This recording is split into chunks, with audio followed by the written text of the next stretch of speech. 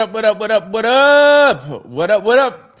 What up? It's Trent Out Loud, and I'm back with another episode. What up, y'all? We are back with our lives. What up, what up, what up, what up? I'm clicking to have... Sorry about this, y'all. Hold on. Come on. There we go. All right, here we go. Let me start all over, all right? What up? It's Trent Out Loud, and I'm back with another episode. We're back. We haven't been back in so long. All right, y'all. I have a great show set up for you guys today. We have 3 top stories. Republicans are in panic mode over lost elections. Iran says no deal, and we have a bombshell development in the Charlie Kirk case. Make sure y'all stick around for that. I put this in especially for Crystal and Kim. We're going to go with a lesson of the day and not social discussion of the day. Sometimes you got to look at life from a different angle. And then we are coming right to the comment section to speak with you guys. As you know, our lives now are less about the news and more about the comment section. We're going to send out a link if anybody wants to come. Hopefully we have some healthy discussions going down. All right. Mars, Derek, all of y'all, Sparkle, Dim. It's going to be a great show. We're back. Y'all know what time it is. Turn your TVs, radio, your devices up. I'm about to start this show. Let's go. Gosh, I don't even have my thing ready. Let's go. It's been a while. All right. What up? The Out Louders are back. And guess what? I brought my old... Yo, I missed y'all, man. Let me use these ones here. Here we go. All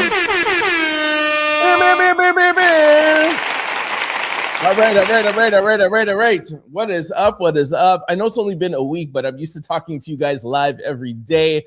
But we are back with our weekly episodes. Last week we were at Wednesday. We moved into Thursday. Anyways, I hope you all are feeling good. Quick programming note as always, and then we're going to jump into these amazing videos that I have for you guys. Just let me make sure that we are live everywhere. Yes, we are. Okay, perfect. Welcome to everybody joining live on Facebook, LinkedIn, YouTube, Twitch, Instagram, and Kick.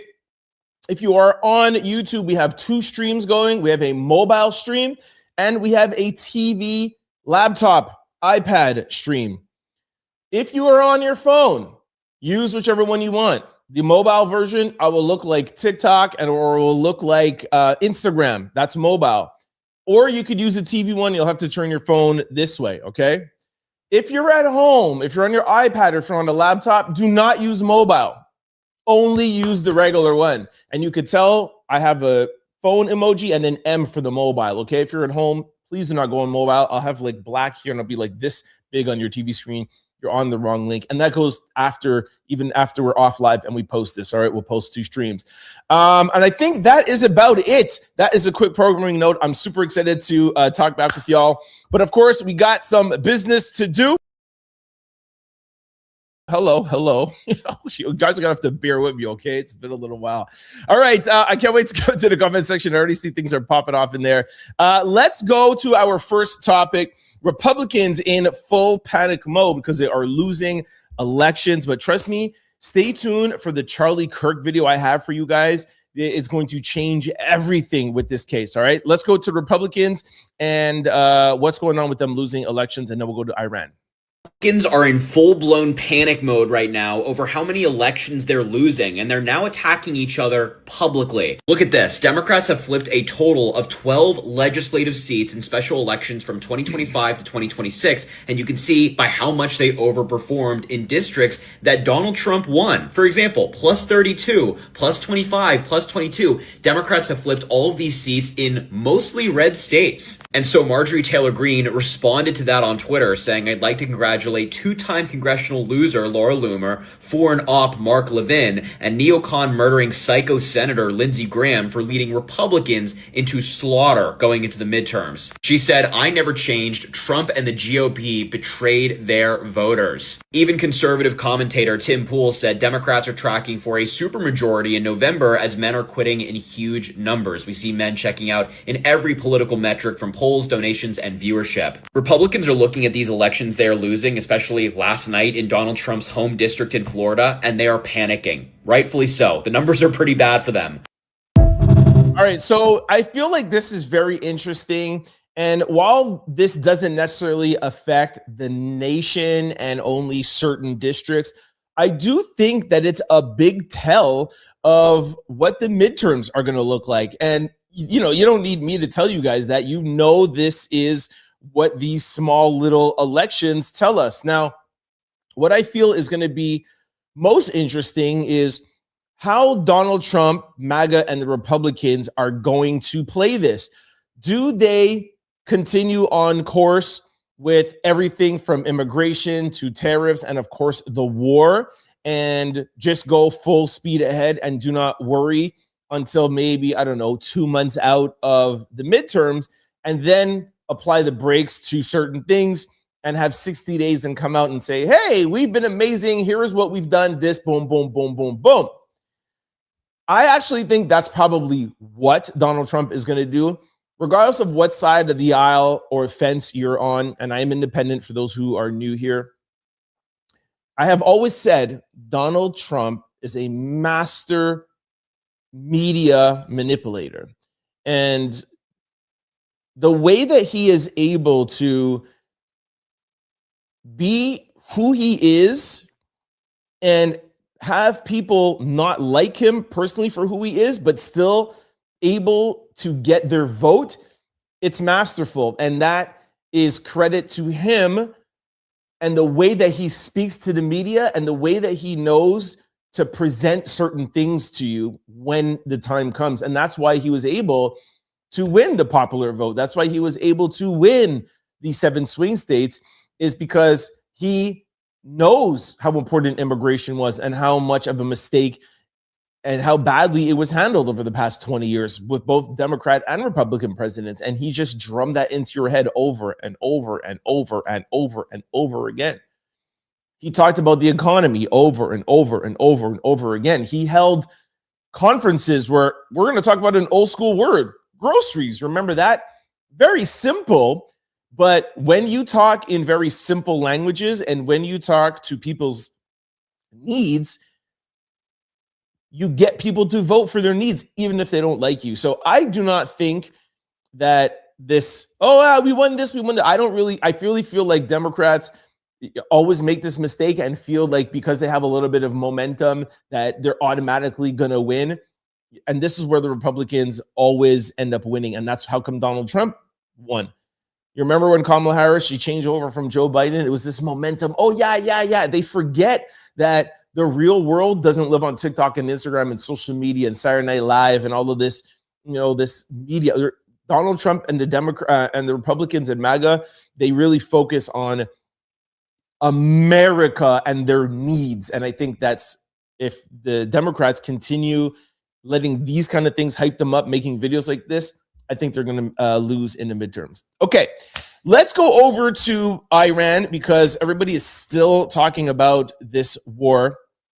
And the fact that Donald Trump came out was like, on the weekend, he was like, you guys have 48 hours to open up the Strait of Hormuz or you're going to be obliterated. We're taking out all of your power outlets. You're done. 12 hours later, he's like, we're talking. We have a 5-day pause. Somebody's talking with us. Iran was like, this guy's crazy. What do you want?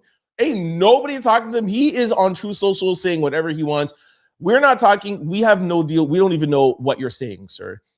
And, Donald Trump came back out and said, that's not true because the people we're talking to, they don't want to let the other people know that they're talking to us because it will be a bad thing. It's up for speculation. Let's hear how the war is going. And then you guys could talk in the comment section and let me know what you believe and what you don't. Take a listen. Breaking news update. Iran has rejected the U.S. proposal for ceasefire and is prepared to continue the fight.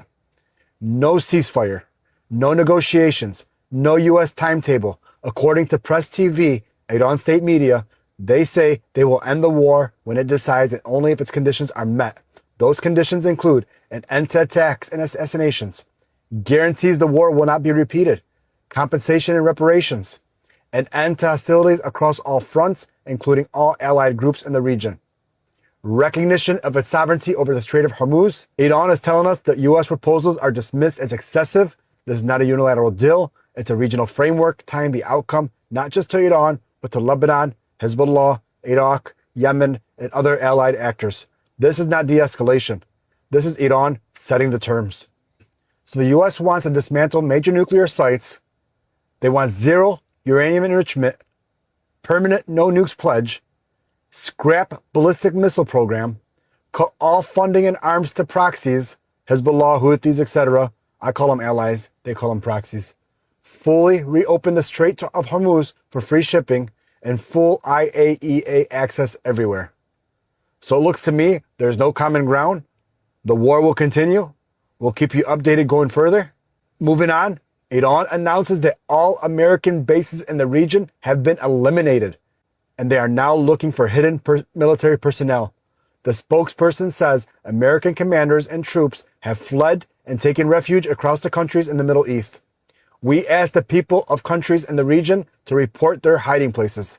Can anyone in the region confirm that all bases are out and eliminated? Let me know in the comments. All right, so there you have it. If I don't 100% remember if he said all of Iran's demands. Guaranteed it won't be attacked again. Full sanction relief, compensation for the war, a new payment system for the Strait of Hormuz, and the removal of U.S. bases in the region. And the U.S. demands dismantle of Iran's nuclear facilities, zero nuclear enhancement, missile constraints, guarantee free and safe passage through the Strait of Hormuz, and end the Iran's proxy support in the region. Just wanted to get the official, okay, and not really depend on him. What do you guys think of that? What do you think is really going on now? It's hard to talk of like who's going to give in to what demands right now. I more want to ask you guys, do you believe that Iran is even speaking to the Trump administration? I believe that there are people trying to broker a deal. I believe that there's people, technically in Iran having conversations. I believe that and trying to work out a deal. But I don't believe Trump when he says there's actually people that could make the final decision negotiating. I don't think that there's really backroom deals. And I don't see this war ending anytime soon. That's just my opinion.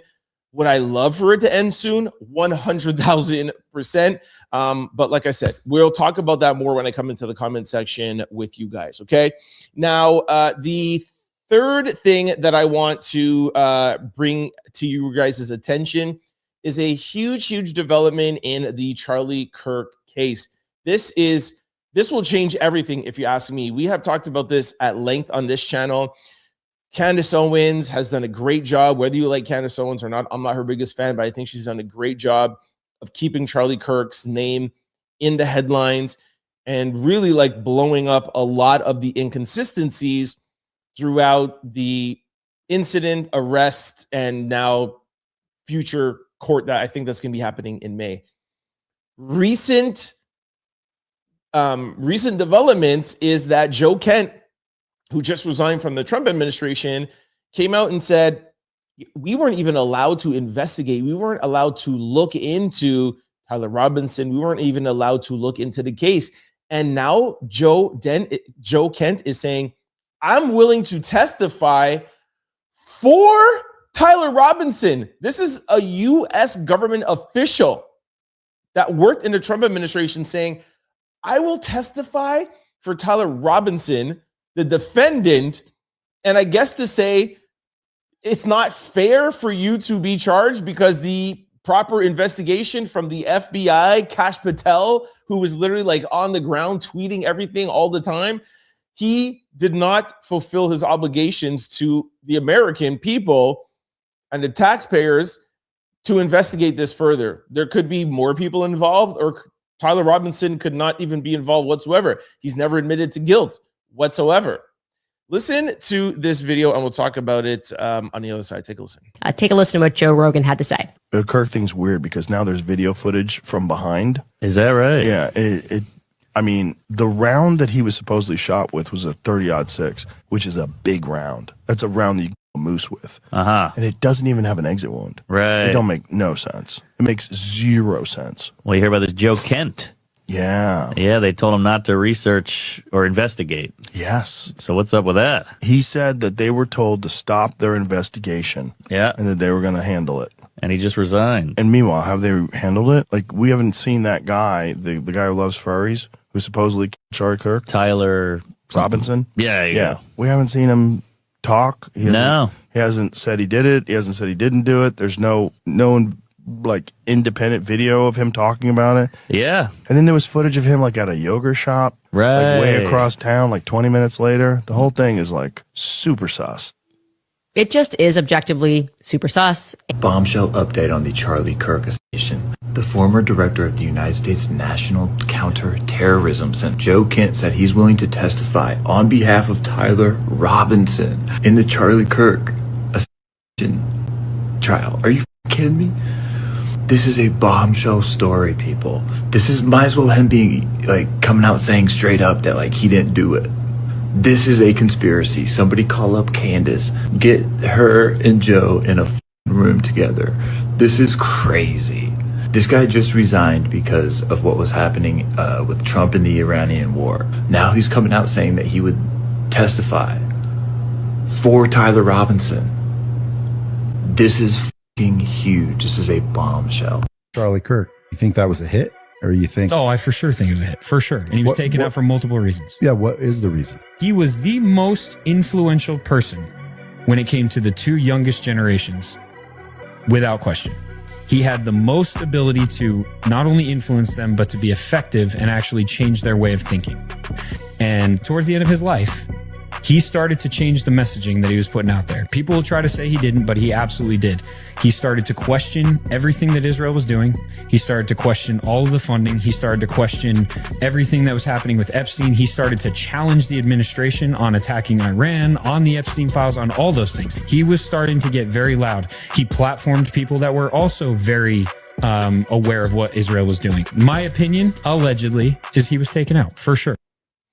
Like I said, this case that was already super, super intense just took like the biggest turn of all times. I can't tell a time where I could remember that a government official left an administration and is now going to testify on behalf of the defense against the administration. Y'all let me know in the comment section. Somebody asked ChatGPT or something. This I think is unprecedented, really crazy. And again, this will be another major blow to the Trump administration again in a midterm election year. Just saying. All right, this is actually a bonus. I decided to put this in really quickly here. I don't know if you guys have. I'm sure most of you have seen it. It went super viral yesterday.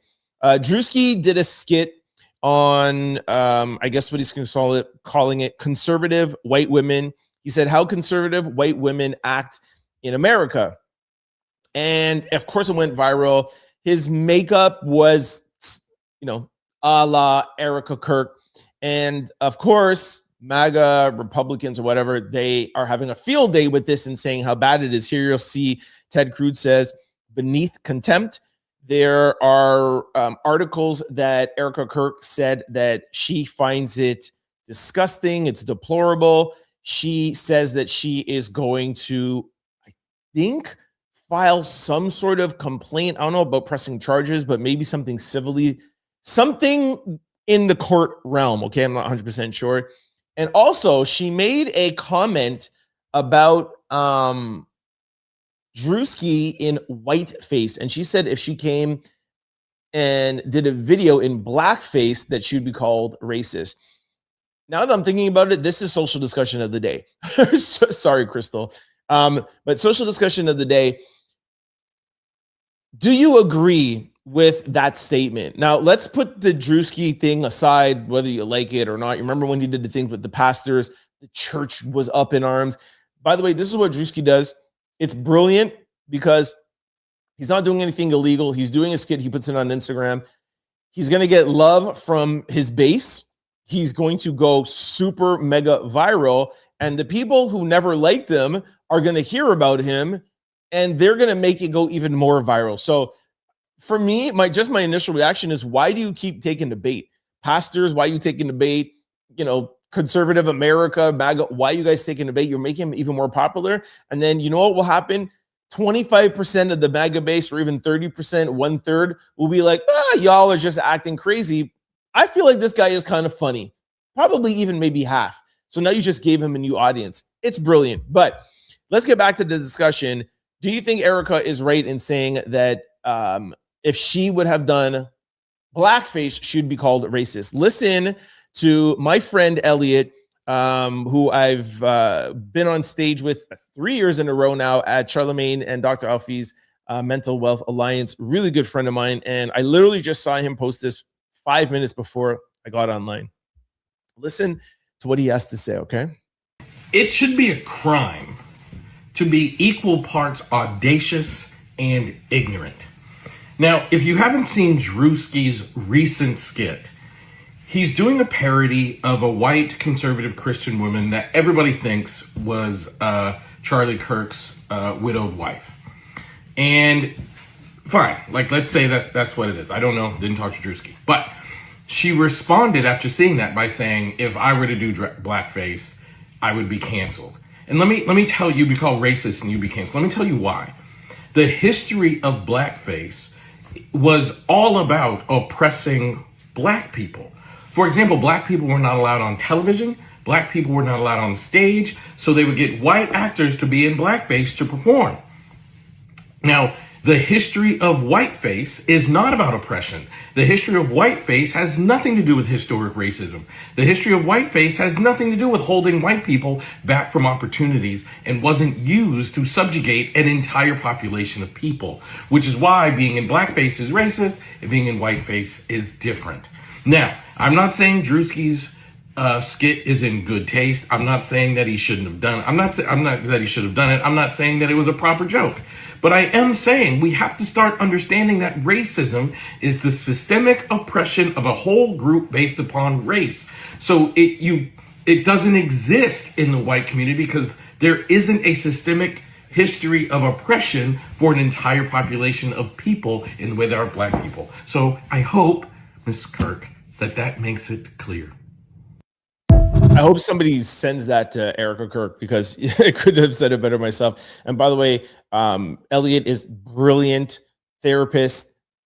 I forgot his exact title. He's a psychologist or something, and he's written 4 books. Just brilliant guy. And I just love the way he put that all together. Still up for discussion, which I'm coming to right now into the comment section. Let's go. And I have a lesson of the day, but I'll do that after we talk. I'm coming to the comments.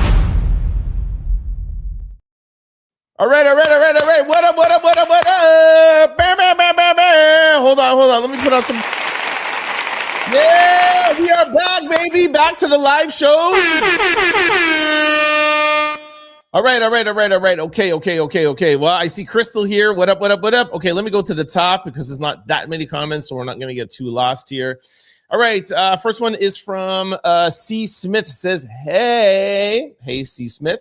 Hey, everyone.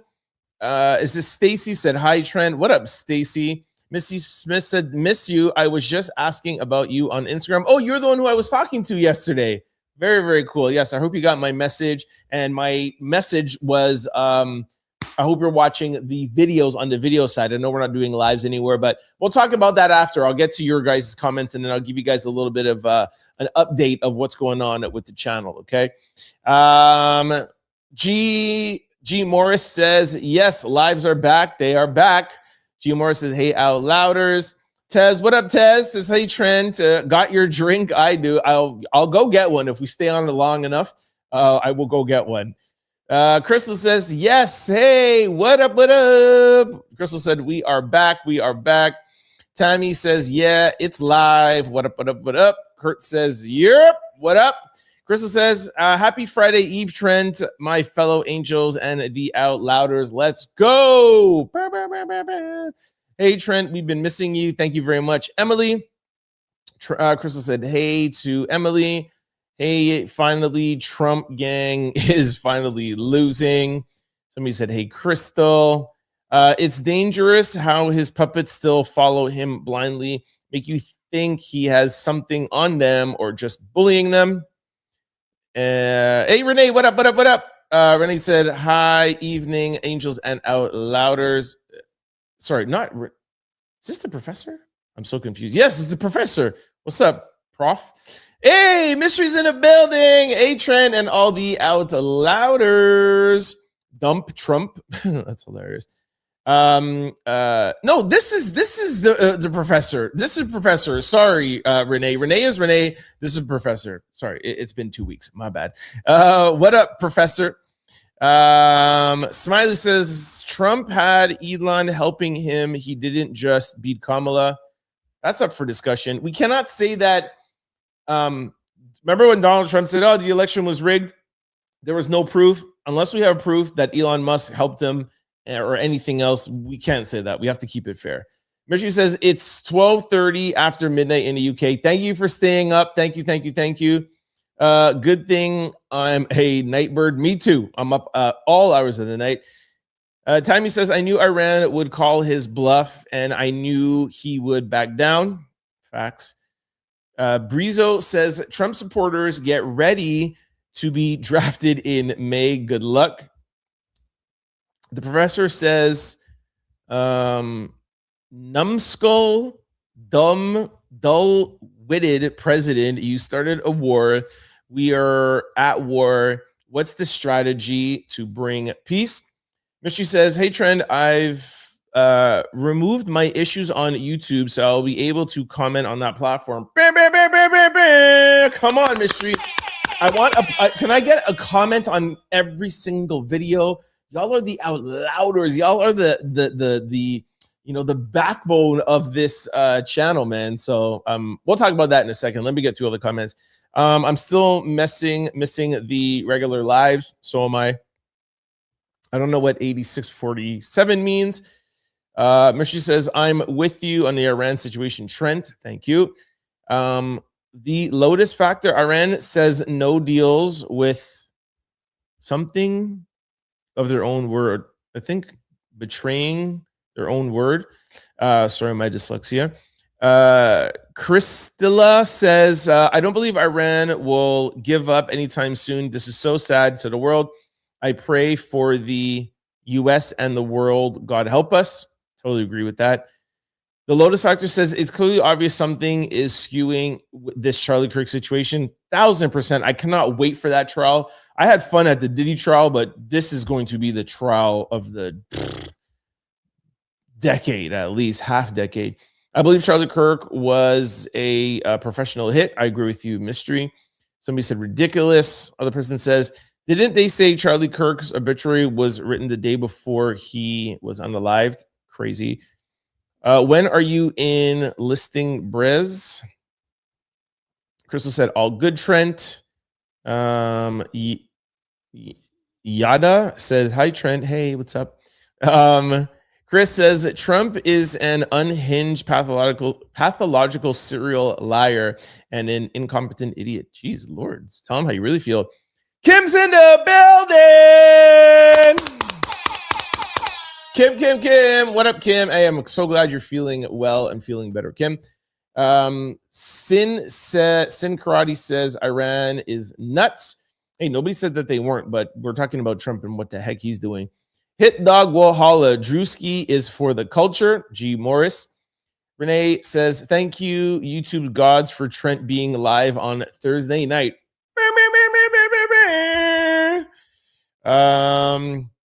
Mark said, bro, go to a company, get your genes looked at.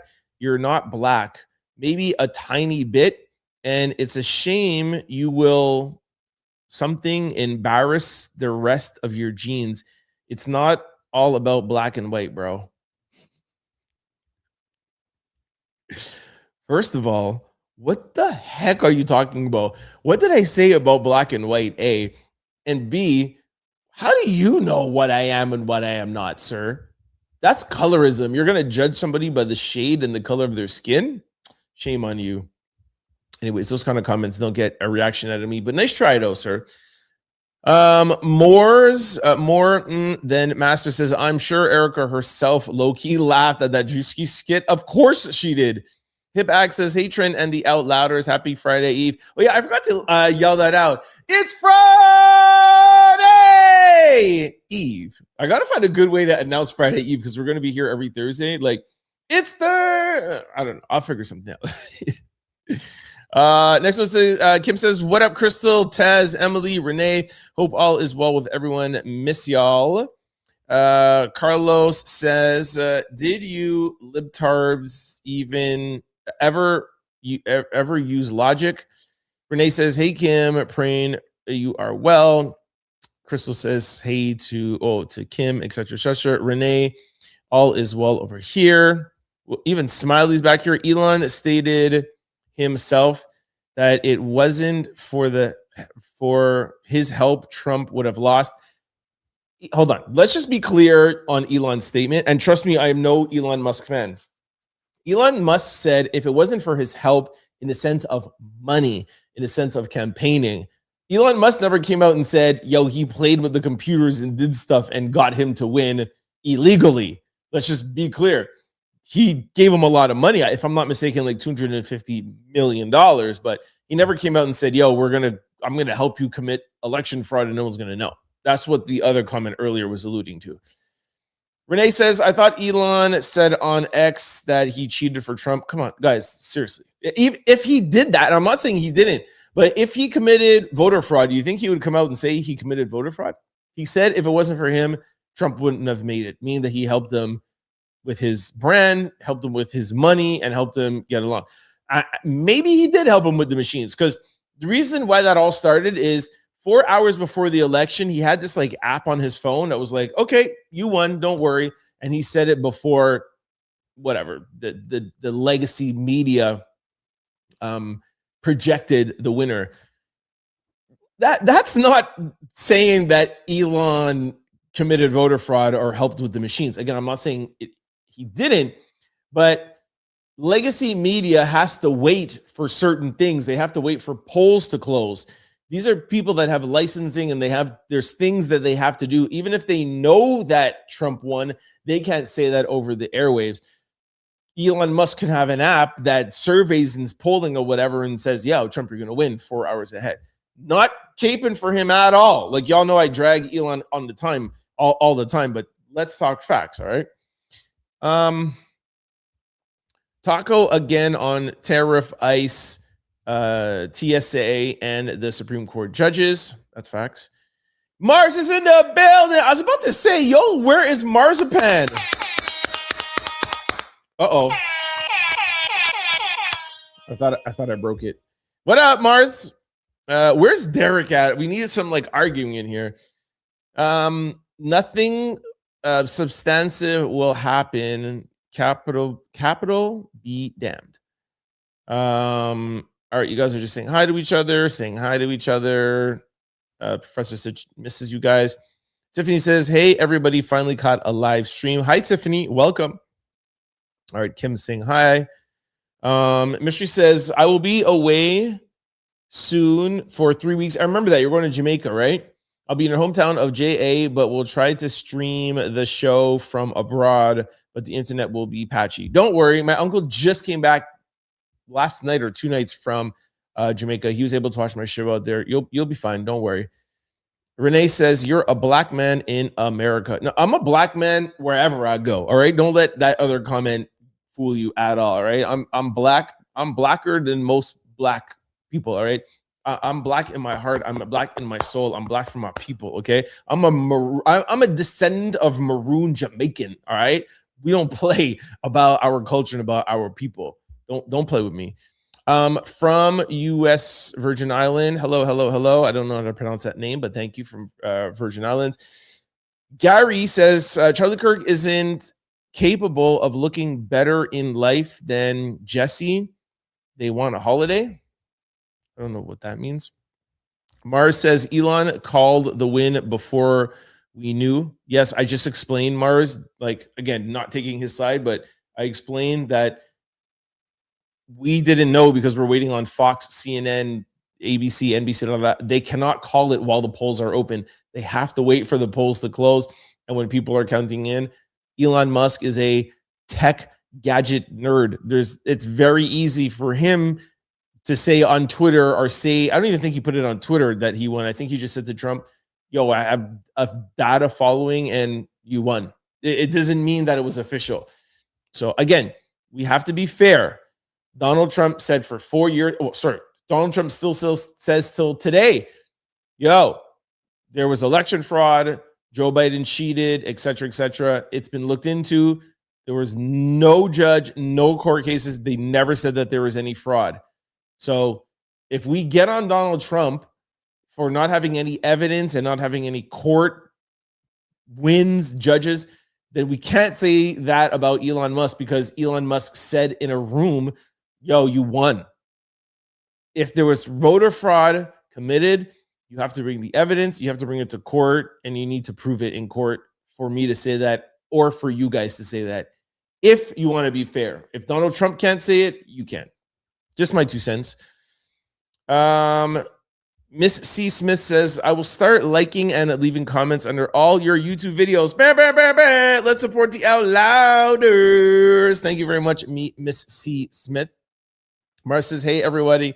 Almost missed this. Yeah, Mars, didn't you say you were in a car or something like that, but you didn't try to log in? Glad you're here. Trump is senile and needs to be removed. Senile. Y'all know my dyslexia. Trump is senile and needs to be removed. Yeah, he needs to be impeached. You got it. Again, you might not like him, but we need grounds for him to be impeached. Oh, he was impeached his first term. Kim says, shout out to Katie and Andrew. Hope all is well with you guys. Miss y'all. What up, Katie and Andrew? Is Katie and Andrew here? Hopefully they hear back. Mars says, Derek, where you at? What up? Tiffany, hope all is well. Kim said, hope all is well to Mars. Tiffany said, hi, Kim. Thank you very much. And yes, all is well. I hope you're all is well too. Okay, you guys are saying hi to each other. Hi. Oh, hold on. Crystal said, you know, Crystal will get mad at me if I miss her, if I miss her comments. Hey, Mars, miss my fellow Trent Angels. Love your content. Keep it flowing. New York loves you, my boy. Shout out to New York.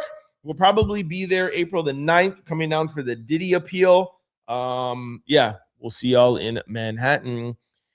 Missy Smith says, I'm not sure if we can believe everything 47 says. He knows how to say the right things at the opportune time, but it's interesting to see Iran is saying the opposite and there's no negotiations. Trump is a master at that. He knows how to control the media. Renee says, bottom line, vote.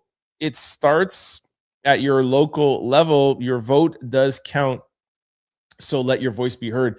Did you guys hear about one of the elections that was won by one vote? It was like 10,871 to 10,872. Like that one vote broke a tie. It was crazy. Every vote counts. Professor said hello to Mars. Gary says they're in the process of having a Charlie Kirk Day as a holiday. What about Jesse Jackson? He was hardly mentioned. Yeah, I totally agree with you. I think there will be a Jesse Jackson Day, though. I mean, if they want to have a Charlie Kirk Day, fine, but I think there'll be a Jesse Jackson Day. That's what I hope. Oh, Derek is in the building. Derek. What up? What up, happy people? What up? D. Crystal said, thank you, Trent. Love you. Professor says, hey, Out Louders and family, what up? Hey, Pluto, I see you. All right. Okay, so all right, we got to the end of the comments. I didn't see anybody kind of like arguing or going back and forth or discussing, but anybody that wants to come on, you are more than welcome. We said we were going to do that last week. Mars and Derek, if you want to join in and link up and talk about what's going on with the elections, if we want to talk about what's going on with Iran, we can talk about what's going on with the TSA agents, or we can talk about what's going on with Charlie Kirk. Y'all let me know. Before that, I just want to give you guys like a very, very quick update of what's going on with the channel. Two things.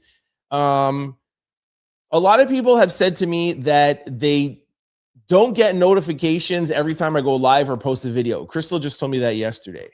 And every live, it's like, oh, I didn't get a notification. When you subscribe, yes, you get notifications, but YouTube doesn't want to send you a notification, especially for somebody like me that posts every day. But there's a way for you to select on my channel and surpass that and say, I want to know every time Trent Out Loud posts. There's a bell. Once you click that bell, you'll see all. Not lives, just click all. That way, anytime I go live, anytime I post a video, whatever happens, you'll get a notification. You don't leave it up to YouTube to decide what you want to hear and what you don't. So that's bell. Second of all, just want to reiterate the changes that's going on in the channel. Yes, at the top of the year, we were doing our show live every day. We spoke about that like 2 weeks ago when I was like, guys, I'm going to make a change because a lot of the Out Louders can't make it at 5:30. A lot of people feel left out. A lot of people didn't feel like to join the conversation. We went back to doing recorded videos. And yes, I know the people here, Out Louders, the people that love lives, were a little disappointed. But I think on our last live or the live before that, we kind of came to a little bit of an understanding where, for 2 years I was doing recorded videos, and I had to think about the health of the channel. We're trying to grow a channel for the next 5 or 10 years, and it can't just be all live. So we have agreed that we are going to do more recorded content. If you guys have noticed, I'm breaking up the content and not putting everything in just 1 hour show, because that's what a lot of people have said to us as well too. Like, it's an hour and a half. There's things that I want to see, or there's things that I missed. So we've decided to break it up, and we're doing 2 or 3 things. And what I like about it too is that I don't have to wait until 7 o'clock at night. Sometimes something happens at 9 o'clock in the morning, and I got to wait 7 hours before I get to talk to you guys about it and before I get to report it. And my show is political, entertainment, and viral news. So by the time I get it and then post it, it's 9, 10 o'clock and it's old. So now when I'm able to, come on when the story is breaking, it's a little bit first of all, it's just even better just for me. I'm more into the story than I've heard 10 people talking about it already. And this comes from like Instagram and doing reels, I'm able to do it real time.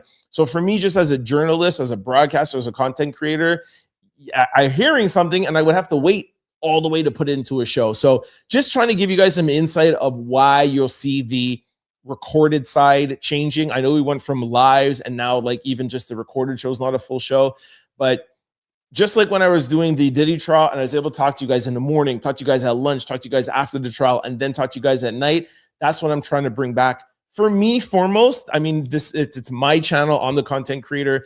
I have to think about really, the job that I want to do and how I want to present my channel. But also for you guys don't have to wait till night. There's some people that like days time and lunchtime and dinner. So we're trying to just do everything all together. Most importantly, I just need y'all support. If you're Out Louder, if you really have liked this channel, if you've been here, please try to support. I can't please everybody all of the time. I'm never going to be able to make everybody happy, but we're trying to just hit all engines at all times. I'm still going to do a live once a week. Like Crystal said, maybe I might do 2 lives a week. Who knows? We're still going to cover court cases. We'll be at Diddy's appeal trial, and we'll be doing some recorded shows throughout the day. Maybe we'll do some quick news segments. Regardless of what I'm doing, I ask you guys to please try to support, like, comment. It really helps in the algorithm. If you have a hype on your channel, please send it my way. It's absolutely free. Even if there's a video that might be interested, click it, watch it, give me a little comment, say, hey, Trent. It just helps grow the channel. And I'm asking, that's why I waited to the end of the show. If you're here now, you're an Out Louder, you're a supporter. So like I said, nothing is set in stone. You know what I mean? I'm always changing. I'm always, growing. We talk about that in Lesson of the Day all the time.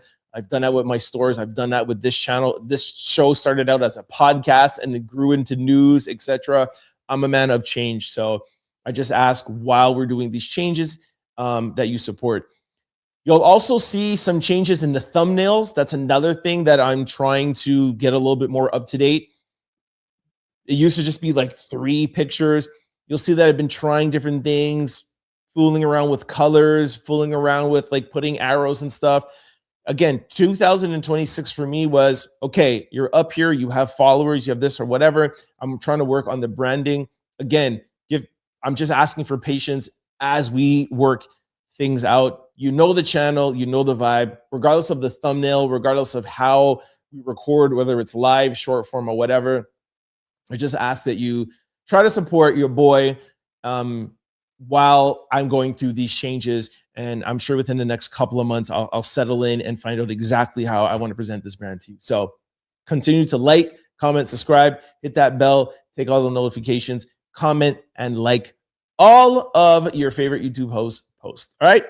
All right. I think that's it, right? If you guys have any other questions or whatever, just let me know. Let me see while I was talking if I missed anything, and then we're gonna go to lesson of the day. Mara says hello, y'all. So nice to see everybody here. Renee says we will have a Reggie Jackson Boulevard too. That's amazing. The professor says ICE is going crazy at the airport. It's very scary traveling these days. 100%.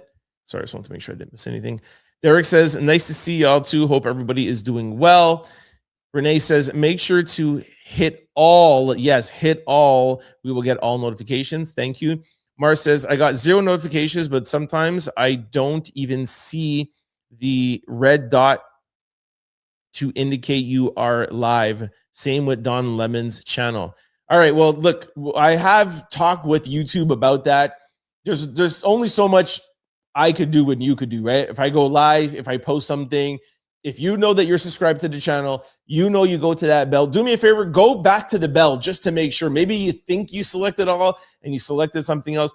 Go to the bell, make sure it's selected all. But if you're telling me Don Lemon has the same issue, then there's nothing that we could do. But just, I wanted to just remind you guys that I had written down here, remind out louders to click that bell, okay?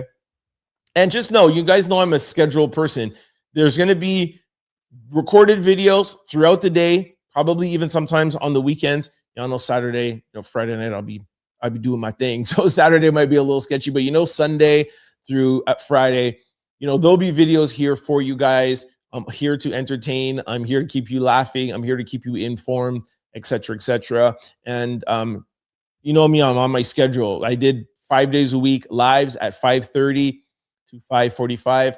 We will continue to do this if you guys like this time. Thursday, 8 p.m., I'll do a live. And like I said, once we get things properly set up of where I want the brand to be, I'll think about putting in another live in there, because y'all know unequivocally I love doing lives.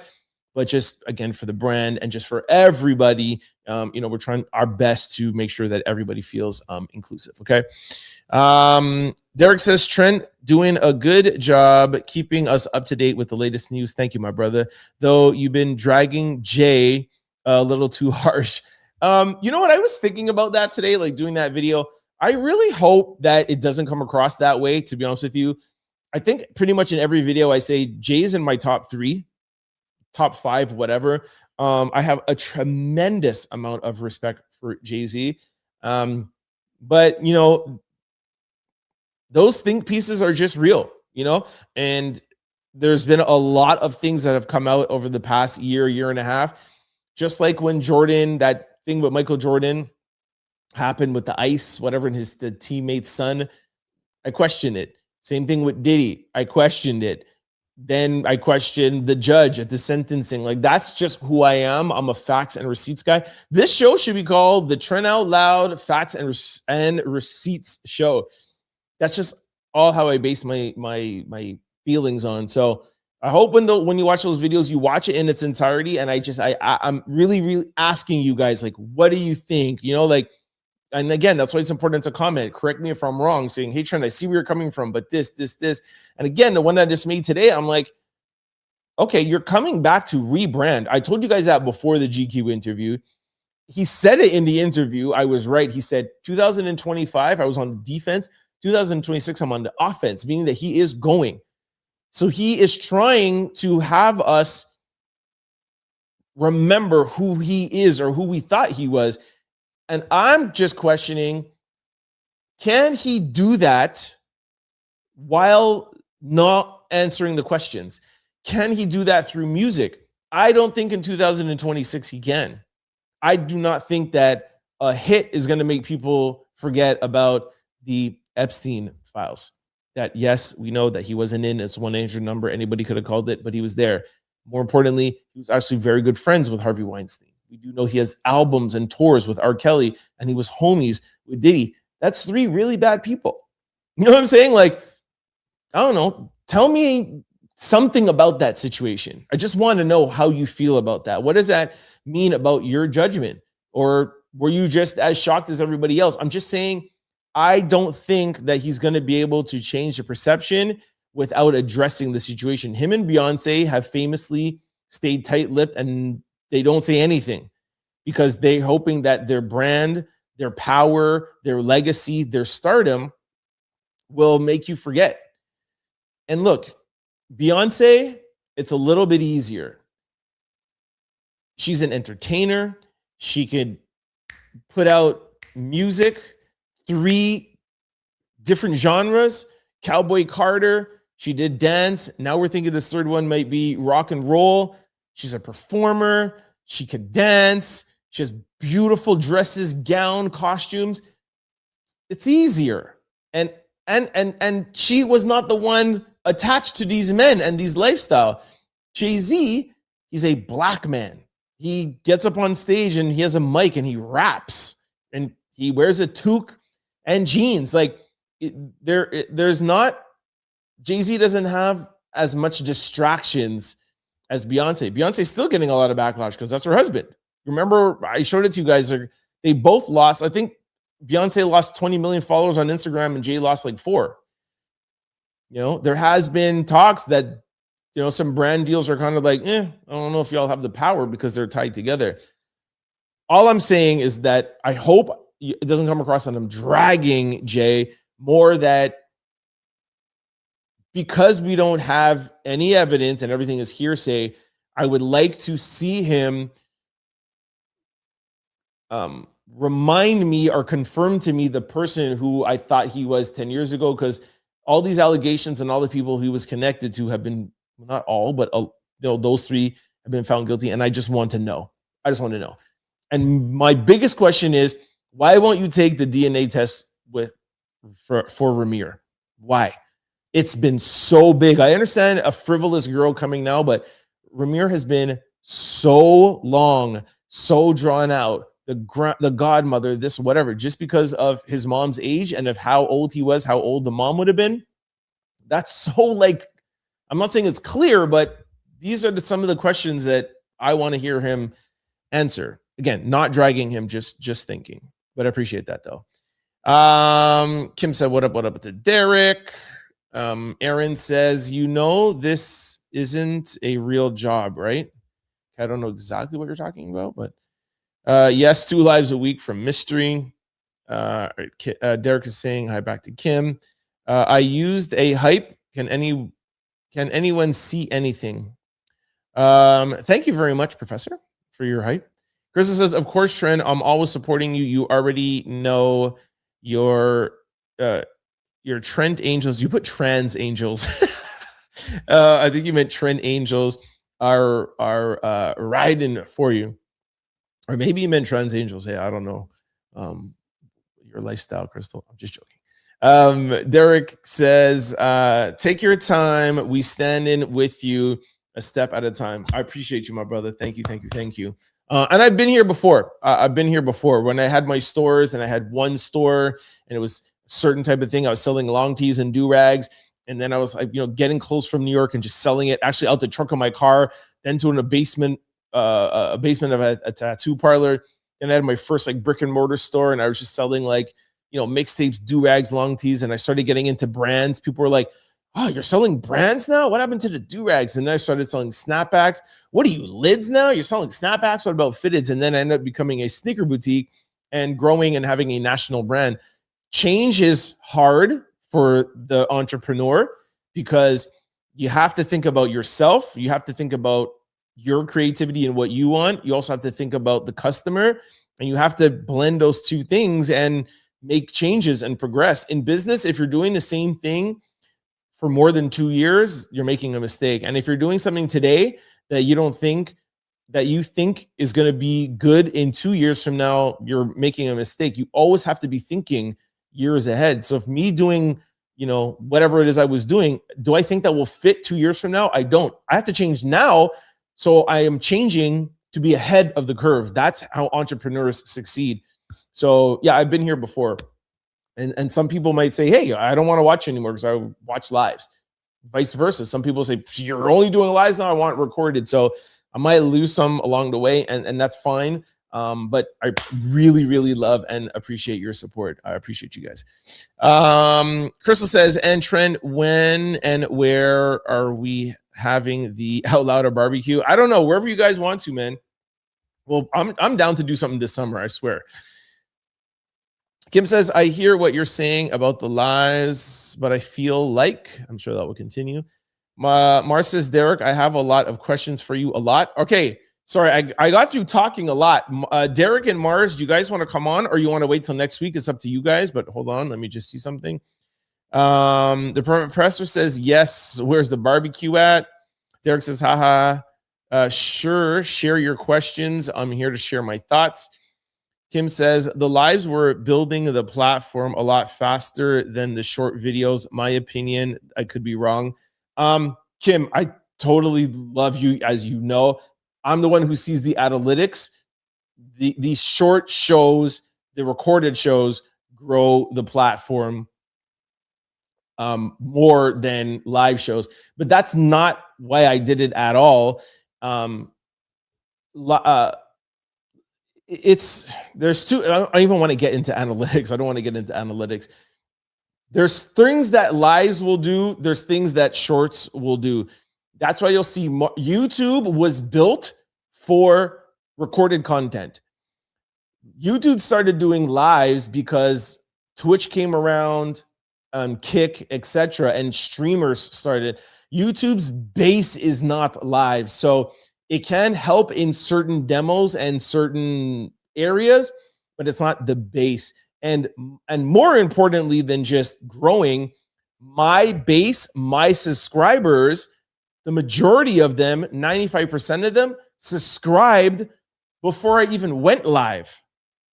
So my base, and I have to think about my base, love you, love Crystal, love whatever, but I have 126,000 subscribers, right? So as much as we're on here now, and I love all you guys, there's a bunch of subscribers that don't comment, that you don't see, that might quietly DM me, or I could just see in the analytics how many people are on live versus, etc. And like I bring up, for example, like Lamies, who's in South Africa. Remember, she came on here one time. She's like, wow, I woke up in the middle of the night. Wow, I'm so happy I caught her live. And she was one of the ones, she was like, yo, like, I'm so sad. Like, I don't watch the shows anymore because I can't get it on lives. And I have a huge following in South Africa. Look, Mystery right now, it's 1 o'clock in the morning. You know what I mean? We're here on the West Coast. It's 9. So anyways, the decision has been made. Let's see how it goes, but I appreciate that. Crystal said, hey to the professor. Crystal says, Trent, we need to know when and where the barbecue is at this summer. I like that. Let's talk about the party, yo. We will definitely do something. Where will we be? Oh, yeah, I'm going to be at the Charlie Kirk thing. I think it's like end of May. I don't know. Maybe we could do something like July-ish. I don't know. Maybe we should go down to Arizona and see Kim. I don't know. We'll decide. We'll do something. We'll do an Out Loud barbecue. I'm super down. Renee says, Thirsty Thursdays with Trent's at 8 p.m. I love it. I love that. Yes, we are planning summer now. Derek said, hey to Crystal. Hey, Crystal, I wonder where, what's his name is at? Citizen Kane. Mars says, do you still support Trump and his imaginary friend in Iran who is negotiating with him and giving him a great big gift? Derek and Mars, let me know if you guys want to come on and talk. I'll send out the link. Renee says, hit that like button too. It supports Trent for free, folks. Thank you very much. Mars says, the question is for you, Derek. Derek says, of course, Trump is doing a great job, and CNN just confirmed that a credible person in the Iran government has been talking to the U.S. government. Pakistan has been the mediator. Just want to jump in here. Nobody is saying that nobody in Iran is talking with the Trump administration. Regardless of what happens, there's going to be people talking. There's going to be people in Pakistan, Saudi Arabia. Everyone's going to try to work it out. This is happening daily. What Trump alluded to was, yo, they're talking. They want to make a deal, as if like somebody on his level that has authority to make those decisions. Are they talking to a credible person? Of course, they talk to credible people all day. That's just my opinion. Kim says, hey, Trent, what's up in the Louders with the barbecue? I noticed that about his shorts too. That was Renee. Send him down for the barbecue. Derek says, did you realize Trump was right about Iran and how they've been lying about their ballistic capabilities? This missile action in Iran is important for our kids and our grandkids.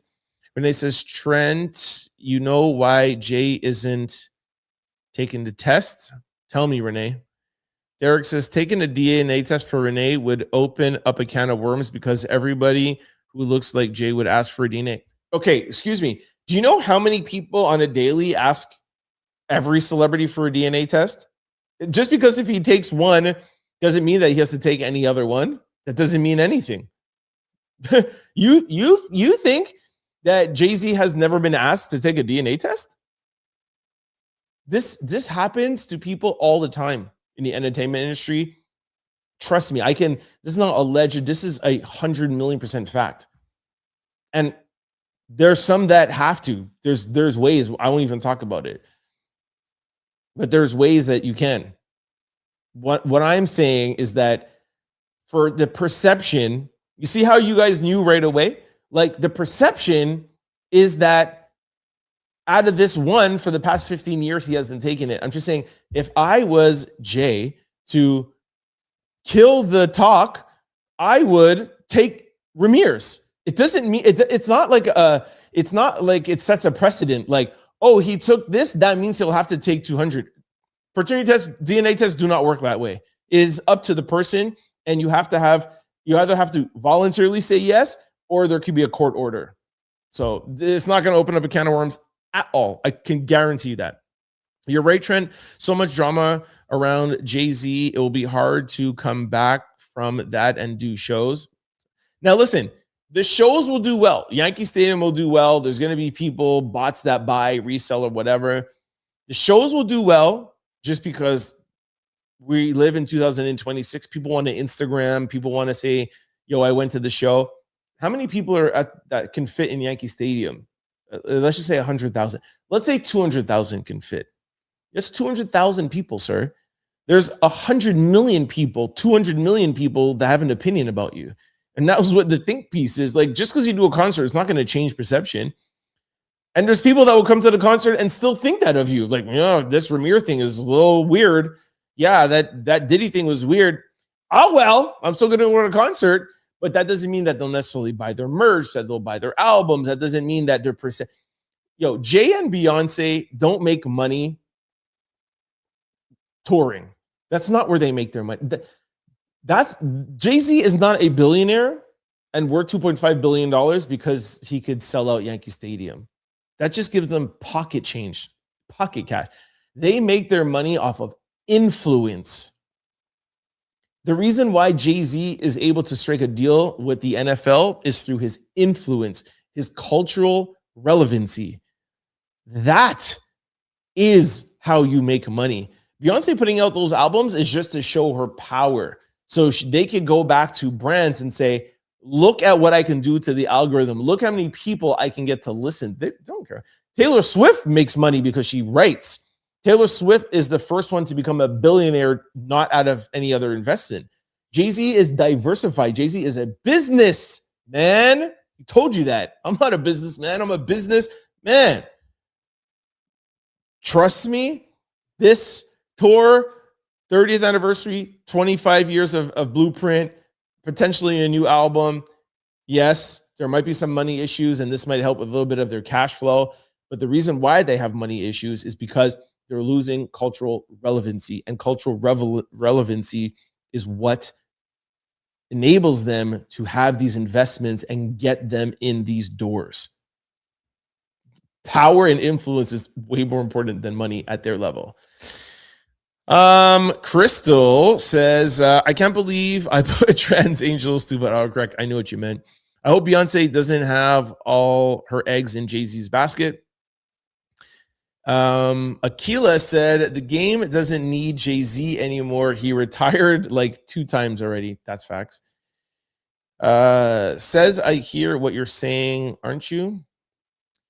Mystery says you like progress and growth, Trent. A very good prospect to life. Thank you very much, Mystery. Aren't you a Cancer, Trent? Yes, I am. Derek says abolish ICE reminds me of defund the police because of a few bad actors. We can't demonetize. I think that's demonize everyone working for ICE. They have been doing a good job at the airport lately, and we should commend that. Derek. Whoa.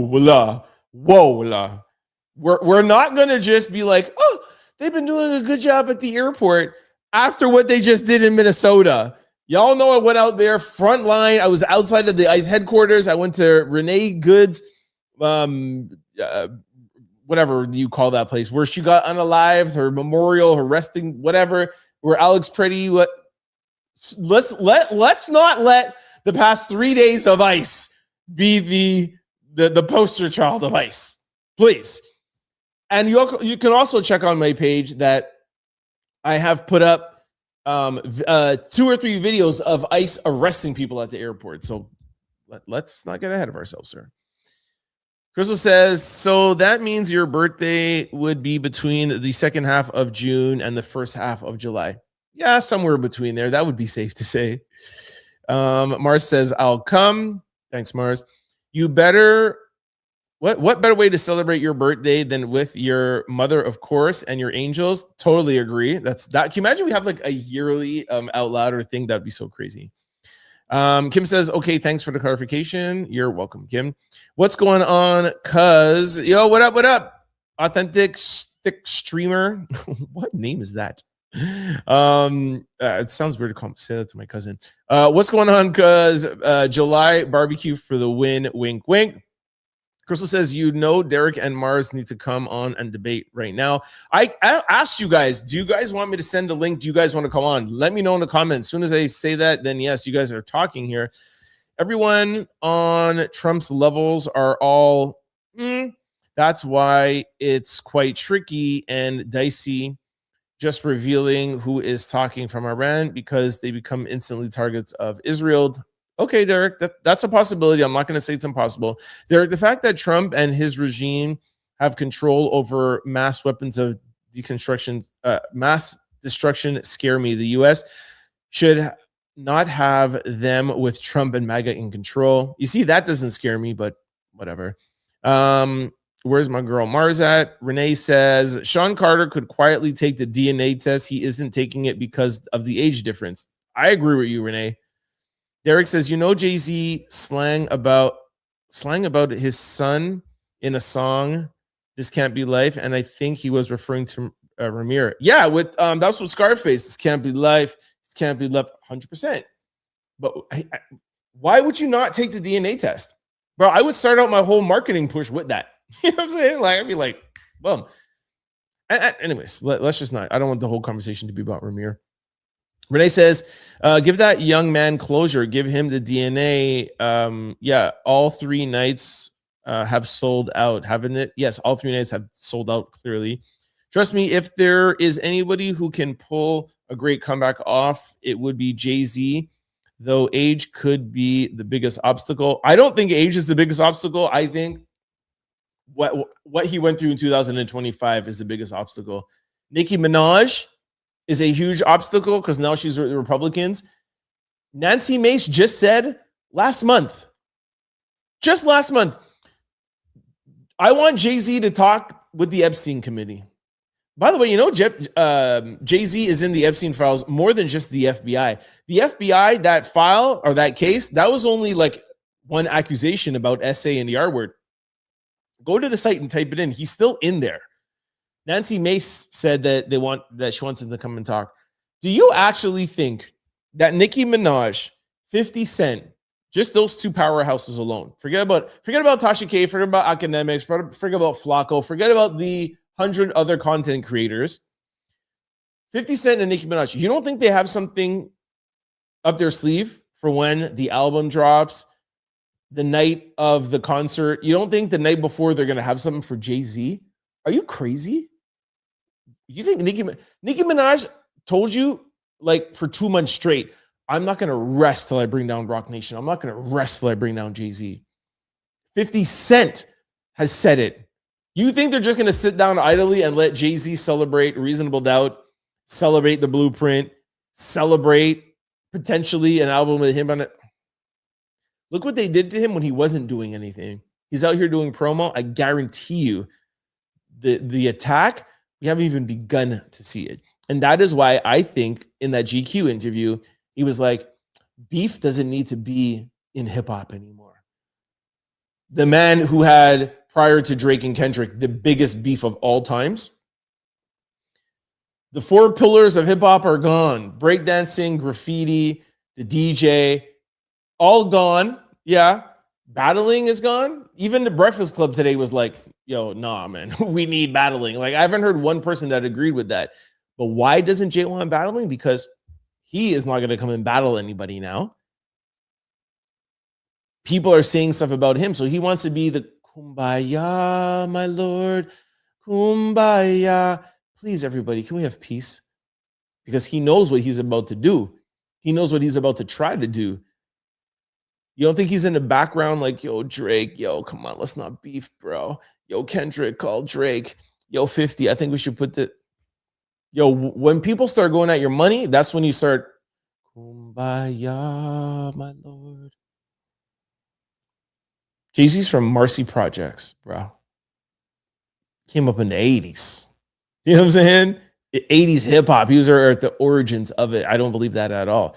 I believe he wants it because it doesn't benefit him anymore. What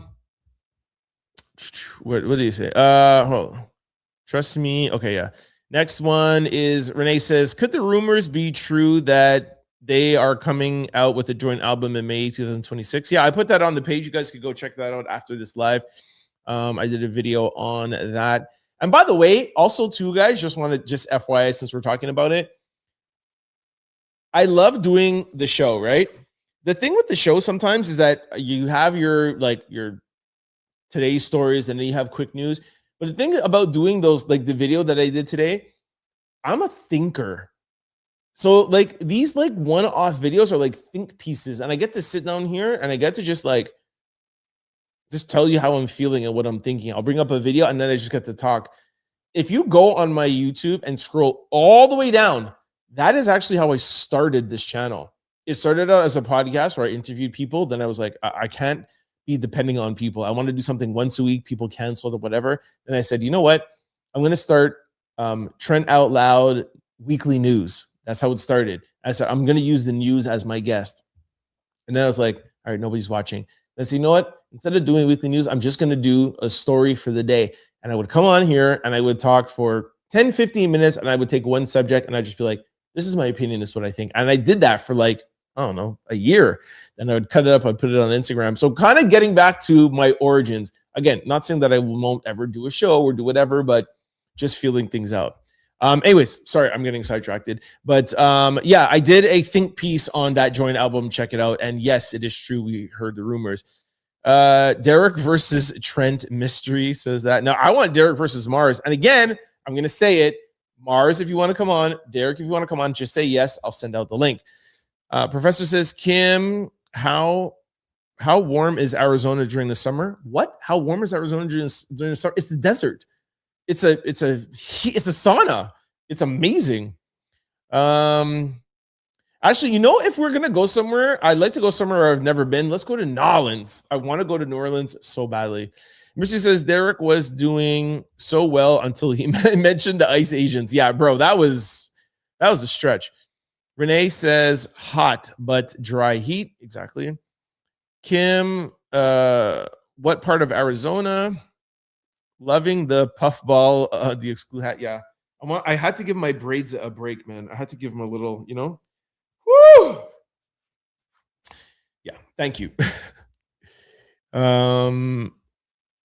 Mars says yes. Hold on, Mars, does that mean yes? Yes. Mars says she wants to come on. Derek, you want to come on? Okay, hold on. Priscilla says, are you the same person that was freezing in Minnesota? Yep, that was me. Tez says, Tez, I read one of your comments today in the Jay-Z and Beyonce video, by the way.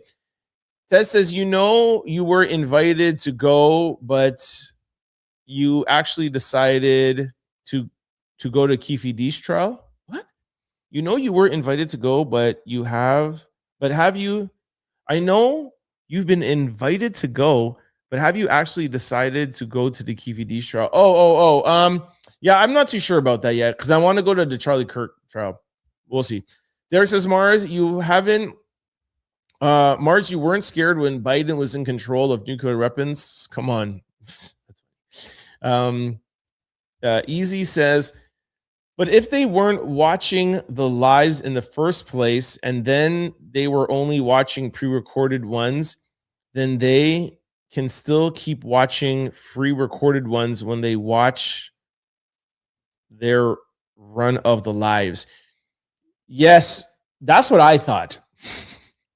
I was like, can't I have the best of both worlds? I do a live and then it's up there and it's recorded. So you get it recorded and you get it live. That's why I was doing them all day. But again, like Lamies, who was one of the original Out Louder, she was like, and I kind of got it because I watched somebody else's live. Watching a recorded live is not the same as a live. When I do a recorded show, it's very different than when I do a live show. A live show, I'm more laxed, I'm reading differently, it's not edited, whatever. So watching a live show feels weird. Me coming, reading things, doing this or whatever, it's different. And I watched somebody's live and they will tell you that lives are meant more for lives. So that's why it wasn't working. And I tried for 2.5 months and it didn't work out that way. But it does make sense, but it doesn't work that way. Emma said, thanks, Renee. Derek says, for sure, 50 has a personal vendetta for Jay-Z. If you know, you know. These politicians have sadly publicized the whole Epstein files. It's becoming like a joke or a talking point. Crystal says the barbecue could be at a hotel that has the means outside patio for event. Super down. Derek, I'm going to ask one more time. Do you want to come on live and have a discussion with Mars? She has a lot of questions for you. By the way, I was so disappointed at the guy who interviewed Jay-Z. How would you talk about Reasonable Doubt Anniversary without asking about Dame Dash? See, Derek, that's a great... Thank you so much. How do you not talk about Dame Dash? And by the way, do you not think that guy, I think his name is something Frazier, do you not think he wanted to talk about Dame Dash? Of course he did. You cannot say you're disappointed in that guy. You can't say you're disappointed in GQ. You want to interview with Jay-Z, you get to interview him on his terms. A celebrity at that level, they will let you interview. They own all the recordings. That way, if you try to slip something in, if you try to trip them up, they own the recordings. They take the recordings. They edit it. They tell you what you want. They want you to ask them, and then they give it back to you, and it gets put out by GQ magazine. Don't think for 1 second that was a GQ interview. Don't think for 1 second. And you might even hear something different. I can guarantee you it's not. Jay-Z's not going to walk into a place that he doesn't have full control over. It's just not going to happen. But thank you for reminding me about that. I keep talking about Jane Doe, Ramir, Rock Nation, and Desiree Perez with them running out of money. The Epstein files, the 1-800 number, Harvey Weinstein, R. Kelly, and Diddy, and Dame Dash. Not blaming him or accusing him. I'm just saying, how do you not question that? Me no black papi. Hey T, I said yes. Yeah, Mars, I did. I know you said yes. Sure, I'm all in. Okay, let's go. All right, I'm sending out the link. Hold on. Renee, I'm in the suburbs of Arizona, something in the area. Hold on. Never been to New Orleans. I'm down. Kim says she's down. Emma, in the summer, it could be plus 100 degrees. New Orleans is super far from me. Sorry, Crystal. Jay-Z is not the worst. He made a fool of him. Jay-Z is just the worst. He made a fool of himself. Kim says, yeah, down wherever the barbecue is. Own recordings and telling you what you asked. And then, okay. All right. Super excited. Hold on. Let me get the link here. What do I do here to get the link? Oh my gosh. Hold on 1 second. I talked all of this and I don't remember how to do it. Hold on 1 second, guys. Where do you go? Oh, here. Where do you go? Invite guests. Okay, here we go. Share. Oh, here we go. Invite guests. Okay, copy. Okay, I'm gonna send it in the chat. Mars and oh no, paste. There you go. Mars and there you go. There's the link. Mars and Derek. You could just click on that. You'll go back into green room, and then I'll put you on. Crystal said, I would definitely try to go wherever it is, no matter what. Cool. Derek says, hold on. Derek says, I think it's a big mistake docking the interview. If he truly wants to win the people back, he needs unfiltered interviews and maybe like a hip hop town hall or Rock Nation reunion with Kanye on stage. That's all I was saying today. That's all I was saying. Mars, you're saying that you can't click. By the way, sorry, Derek. That's what my think piece was, and that's what I always say. Like, he needs to come to a Trent Out Loud. He needs to come to a streamer. He needs to come to like not Kai Cenat, but not even the Breakfast Club, because we know he's homies. Like, he needs to go. He just needs to go to an unfiltered place, a place that is not a friendly place. And I get it; it's risky, but I'm saying if he wants to change perception. Renee said here. Okay, so you guys, nobody's joining. I don't think this interview heard him. Okay, let me drop it again here for you. Invite guests. Mars, make sure you click the. Okay, let me see here. Send this link to your guests. You may also want to share your instructions. You can have up to 10 people on screen at once. Here we go. Yeah, guests can stream this on their own devices. Hold on. Guests can stream this to their own devices. What does that mean? Hold on. A great way to get more viewers. Each guest may add up to 10. Oh, okay, no. Okay.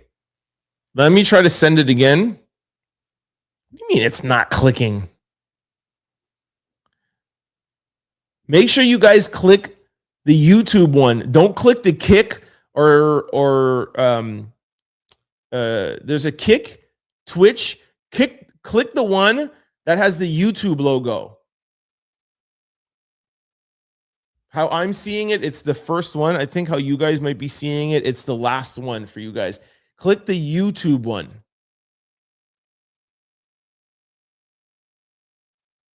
Okay. And another thing, guys, not everybody click it, just Mars and Derek. I think only 2 can click it. You guys should be coming into my... I don't understand. Okay. I'll come out of here and I'll try to go back in. Okay.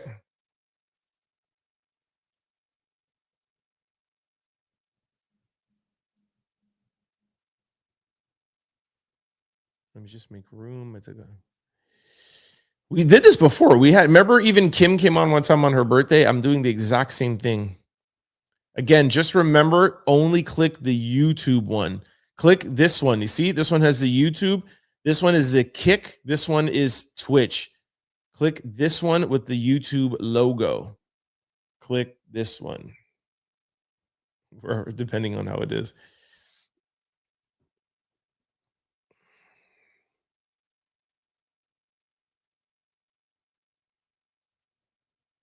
Somebody said something happened in the UN. Did something happen in the UN?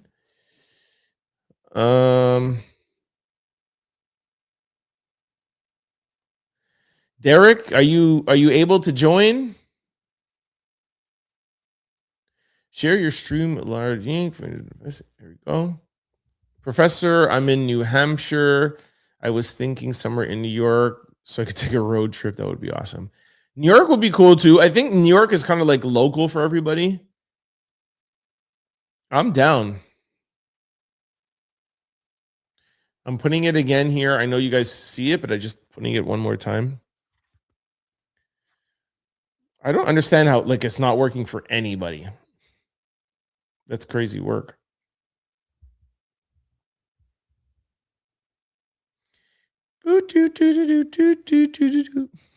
Anybody else have anything else to say?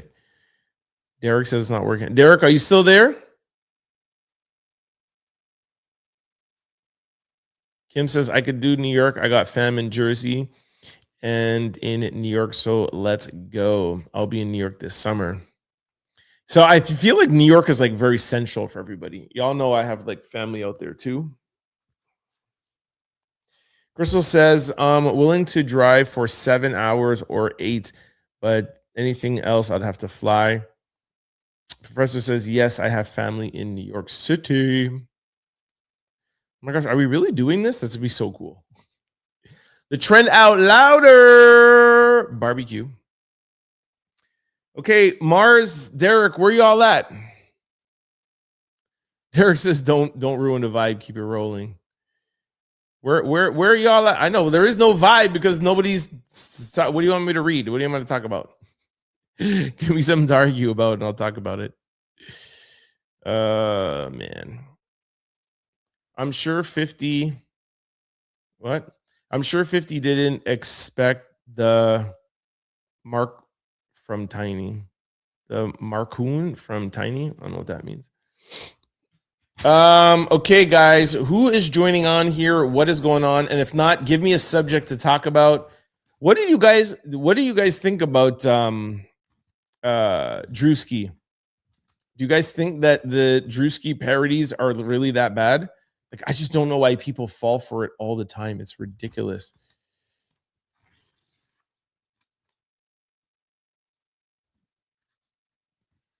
Oh, the smackdown from Tiny. Yeah, that was crazy. I felt like she did it so classy, though. Like, she just said, like, oh, Mars is entering the studio.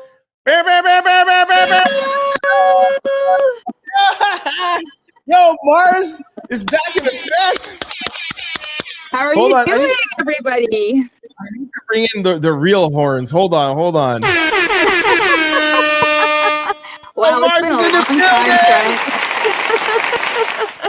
Yo, Mars. Wait, hold on. Let me see if I can hear myself through my car. Can you hear me? Yeah, I can hear you. Okay, great. Mars, we are making history right now. This is the first time you're ever on the Trent Out Loud YouTube channel. You've been on the Instagram, and your first time you're on the. Round of applause for Marzipan. And you know what? I'm not like I'm not ready for this. Like, I don't have any like studio makeup or my hair done. I'm at the laundromat, and I came from the gym. That's how you used to come on the IG lives too. Sometimes you came in your Beyonce hat, sometimes you came ready, but sometimes you came in directly from getting your hair done. Sometimes you're in your car, so it's perfect that you come like this from the gym. Exactly. Anyway, listen, I just want to say I like you. Your rebranding. You do your thing, like see what works for you. We're going to be here to support you. Thank you. I know you will support regardless of whatever. So. But although Mars, I haven't seen you commented on the recorded videos though. Do you know what? I have been. It's just that I've been really swamped, and so I've been kind of going back to watch some videos, and I did comment on the Jay-Z one. I thought it was really weird, like his interview. I was like, why are we doing this? And also just all of the Diddy stuff, Justin Bieber. Anyway, so many weird things happening in this world. I think that Trump tops all of it. Trump trumps it all. Well, if you guys notice, I haven't been doing any political recorded news. I'm doing like the entertainment recorded because I want to keep the political stuff for you guys. I want to keep the political stuff for the live so that we could discuss it. Is that fair? Right. Sure. All right. So Derek, Mars was clearly able to click. So unless you're hiding from Mars, click on the link, bro, and come on here and talk with us. Let's go, Sir? Derek. Hold on, let me We're gonna read. have a playful debate. Yeah, it'll be fun. I trust you. Mars won't bite. Don't worry. You know what? I just think that everybody has their own opinion. I don't agree with 98% of what Derek says. Yeah. 99.9%, I don't agree with what Derek says. Yeah. And that's fine. He could have his own opinion, and you know, we live in a world of opinions, or else it'd just be boring, right? But Mars, I mean, until Derek comes on, and Derek, no pressure if you don't want to come on, brother. But Derek, you don't have to if you don't want to. Yeah, it's clear that it is working. But if you don't want to come on, no problem. Mars, while I have you here, I mean, we have talked offline about this, but why does Trump trigger you so much? Why do you, this is the one thing I don't understand. Like, why do you let him get to the depths of your soul? I think what bothers me the most, here's the thing, it's that in his first term, you know, people liked him, they voted for him, whatever. I just think that in the second term, it's a lot more dangerous, actually, because a lot of the things that he said that he would do, he didn't. I knew it wouldn't happen. But even more importantly, we're seeing a lot of dangerous things happen with ICE. You know, unfortunately, you know, killing of people that are protesting. Unfortunately, jailing people who aren't criminals, who I guess like they said are people that should not be in the States legally. Yeah. There are just humane ways that you can do this. Now, I have to say this, I'm not for any party. Like, I'm just on the side of humanity. Like, let's just be humane about things. Yeah. And I just think that when somebody consistently lies, I'm not making this stuff up. I mean, people who, politicians, experts, political experts have said that he lies. Yeah. I just think that it's dangerous when you have people in office. I know that not everybody tells the truth. I mean, come on, we know this. Yeah. That lies to the point where they're kind of even reimagining the reality. And they live in a world of consistent lies, and it continues to, I think he said, if you keep saying something, people will believe it. Yeah. It's kind of, that's what's happening, and it's dangerous. It's really dangerous. But okay, so I have two questions for you and they're kind of indirect questions to try to make you think. Does Trump decisions, do they affect you directly? Like, you are a Canadian, does his decisions affect your life? It affects my family's lives, like my family and friends that live in the US. It affects them, and it inherently affects the world. Like, look what's happening right now, you know, with gas prices and just, you know, just the bombings and stuff. It's just, and I have to be honest with you, just whenever you. Oh, can you hear me? Oh, sorry, I'm at the laundromat, so. It's all good. It's all good. Whenever you go online, a lot of it is Trump news, and it's exhausting. Okay, so that was part one. Now part two. So he affects you because he affects the world. You can't hear me? Huh? Can you guys hear me? Mars, I think you did something that you can't hear me. Can you guys hear me? Could somebody, Kim or somebody, could you put something in the chat if you can hear me? Yeah, I can't hear anything you're saying. Hold on, Mars. Guys, can you hear me? Kim, Crystal, can you hear Trent? Let me know if something happened. I can hear you, Mars. Yes, I can hear you. And everybody can hear me, but you can't hear me. Maybe I can go, I'll come out and come back in again. Yeah. Okay, hold on. I'm just going to type something to you. Read the chat. You see the chat? Look at the chat. Okay. She's going to come out and come back in. Okay, go out and come back in, Mars. Damn. That was a good conversation. Mars is always good to talk to. Maybe she'll come back in. Hold up. She'll come back in. We need sparkle in here. Yo, you guys got to see when Mars like has somebody that she's arguing with. It's amazing. It's the best thing ever. Yeah, I don't know. It's so weird. I know you guys because I could hear her and I could see when like I'm putting things through. Like I know when my audio was going through. Hold on, let's see. Yeah, she's gone. Mars. Let me see. Is she gonna? I don't know. Is she gonna come back on this stream? I don't know. Let's see if she could reconnect again. All right. Hold on. I think Derek said something. I'll just read there.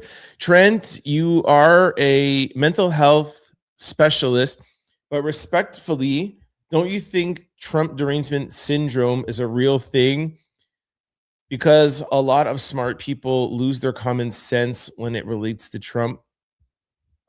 First of all, I don't like that tagline, Trump derangement syndrome. And by the way, Trump creates these things, Sleepy Joe, Trump derangement syndrome, libtards, this. He's masterful at marketing, and it's a little one-liner, 3 words, and you guys just go and repeat that. And it's easy. You're like, yeah, they have Trump derangement syndrome. This is how he manipulates you, and this is how he uses you. That's 1. 2, this is what I was getting to with Mars, and I tell her this all the time. They do let Trump also use them in the other way, that he purposely does things to antagonize the Marses of the world. And she doesn't realize the more she gets antagonized, the more she gets upset, the more she popularizes him, because his base gets riled up and goes out and votes for him. And that's how he won the popular vote. You cannot let you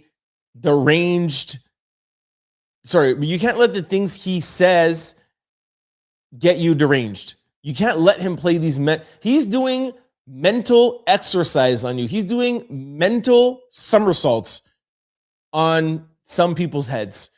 He's using them. That's why I don't let him use me like that. And that's exactly what I was going to say to Mars in my part 2 question. Like, I know what he is trying to do, and I don't let him do that. So that's why I say, all right, I'll give him credit where credit is due. This is good, but that's not what. There's a way to speak about him and say what he's doing that's not good without coming across like he's antagonizing and getting the better of you. That's what bullies do. People like Mars play right into his hand, and I tell her that all the time. It's like, oh, I know I should have let him get to me, but she does. So I hope I answered that question. But yes, there are a lot of smart people. Yes, I agree, that lose their common sense when it relates to Trump, because it's like, I'll give you an example. You can have a calm, cool, collective, like Mars is one of the nicest people on the planet. Like Mars is one of the biggest sweethearts I've ever met in my life. Like unequivocally, like she will do anything for a stranger, anything for anybody. She's one of the nicest people. But if you do this to Mars, she'll be like, okay. Can you stop now? And at one point, even the nicest person is gonna be like, yo. So that's what Trump does. He antagonizes you, he sends ice. He sends ice to the airports, ice to this, ice to the. Renee, she was the one who was bad. Alex Purdy, no, we're not going to have an investigation. And then that's why somebody who is a common sense person, you ask them and they're like, Trump is psycho. I don't want him near nuclear weapons. Trump ain't going to do nothing with no nuclear weapons. But somebody who's smart, like Mars, who's a great mom, who's a very smart person, intellectual, who has her head on her shoulders, she loses it sometimes with Trump because he's tapped her on her shoulder 20,000 times and she can't take it anymore. That's why I asked her, does he affect you? Yeah, He does. And a lot of people think, oh, if you're Canadian, if you're this, if you're that, Trump has the power to affect the whole world. Right? Especially if you're a caring person like Mars and you see things that's affecting the rest of the world. So, but you have to outsmart people like that. And the way how you outsmart them is to come and talk about them and be like, he did this. I don't agree with it, but it is what it is. You know what I mean? Anyways, it's a fault on Mars's end. Okay, you guys are just saying you can hear me. You can hear me. Derek says Mars is a victim of the fake news and mainstream media. You know what, Derek? 100%. She 100% is. And I will tell her that to her face. She comes. I tell her that all the time. She literally sent me something the other day. I was like, Mars, this is not real. You cannot take news from somebody in their basement that has 300 followers on their Instagram. And I'm not saying that everyone that has 300 followers is not talking the truth, but you have to fact check stuff. Just because somebody was like, yo, la la la la, she'd be like, you should put this on the show. You know what I mean? And she's doing out the goodness of her heart. She's like, hey, did you hear about this? I was like, it's not real. So 100%. Derek says, oh, hold on. Did I read the rest of it?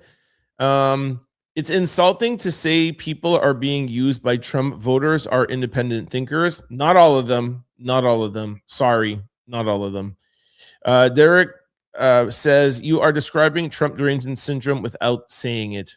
Yeah, no, I just don't like that wording. Like, I'm not going to let Trump use me. So I understand what he's saying, and I agree that some people are like that. But Trump derangement syndrome is a marketing tactic and a one-liner that he wants me to repeat, and I'm not going to repeat that. I will not be Donald Trump's pawn.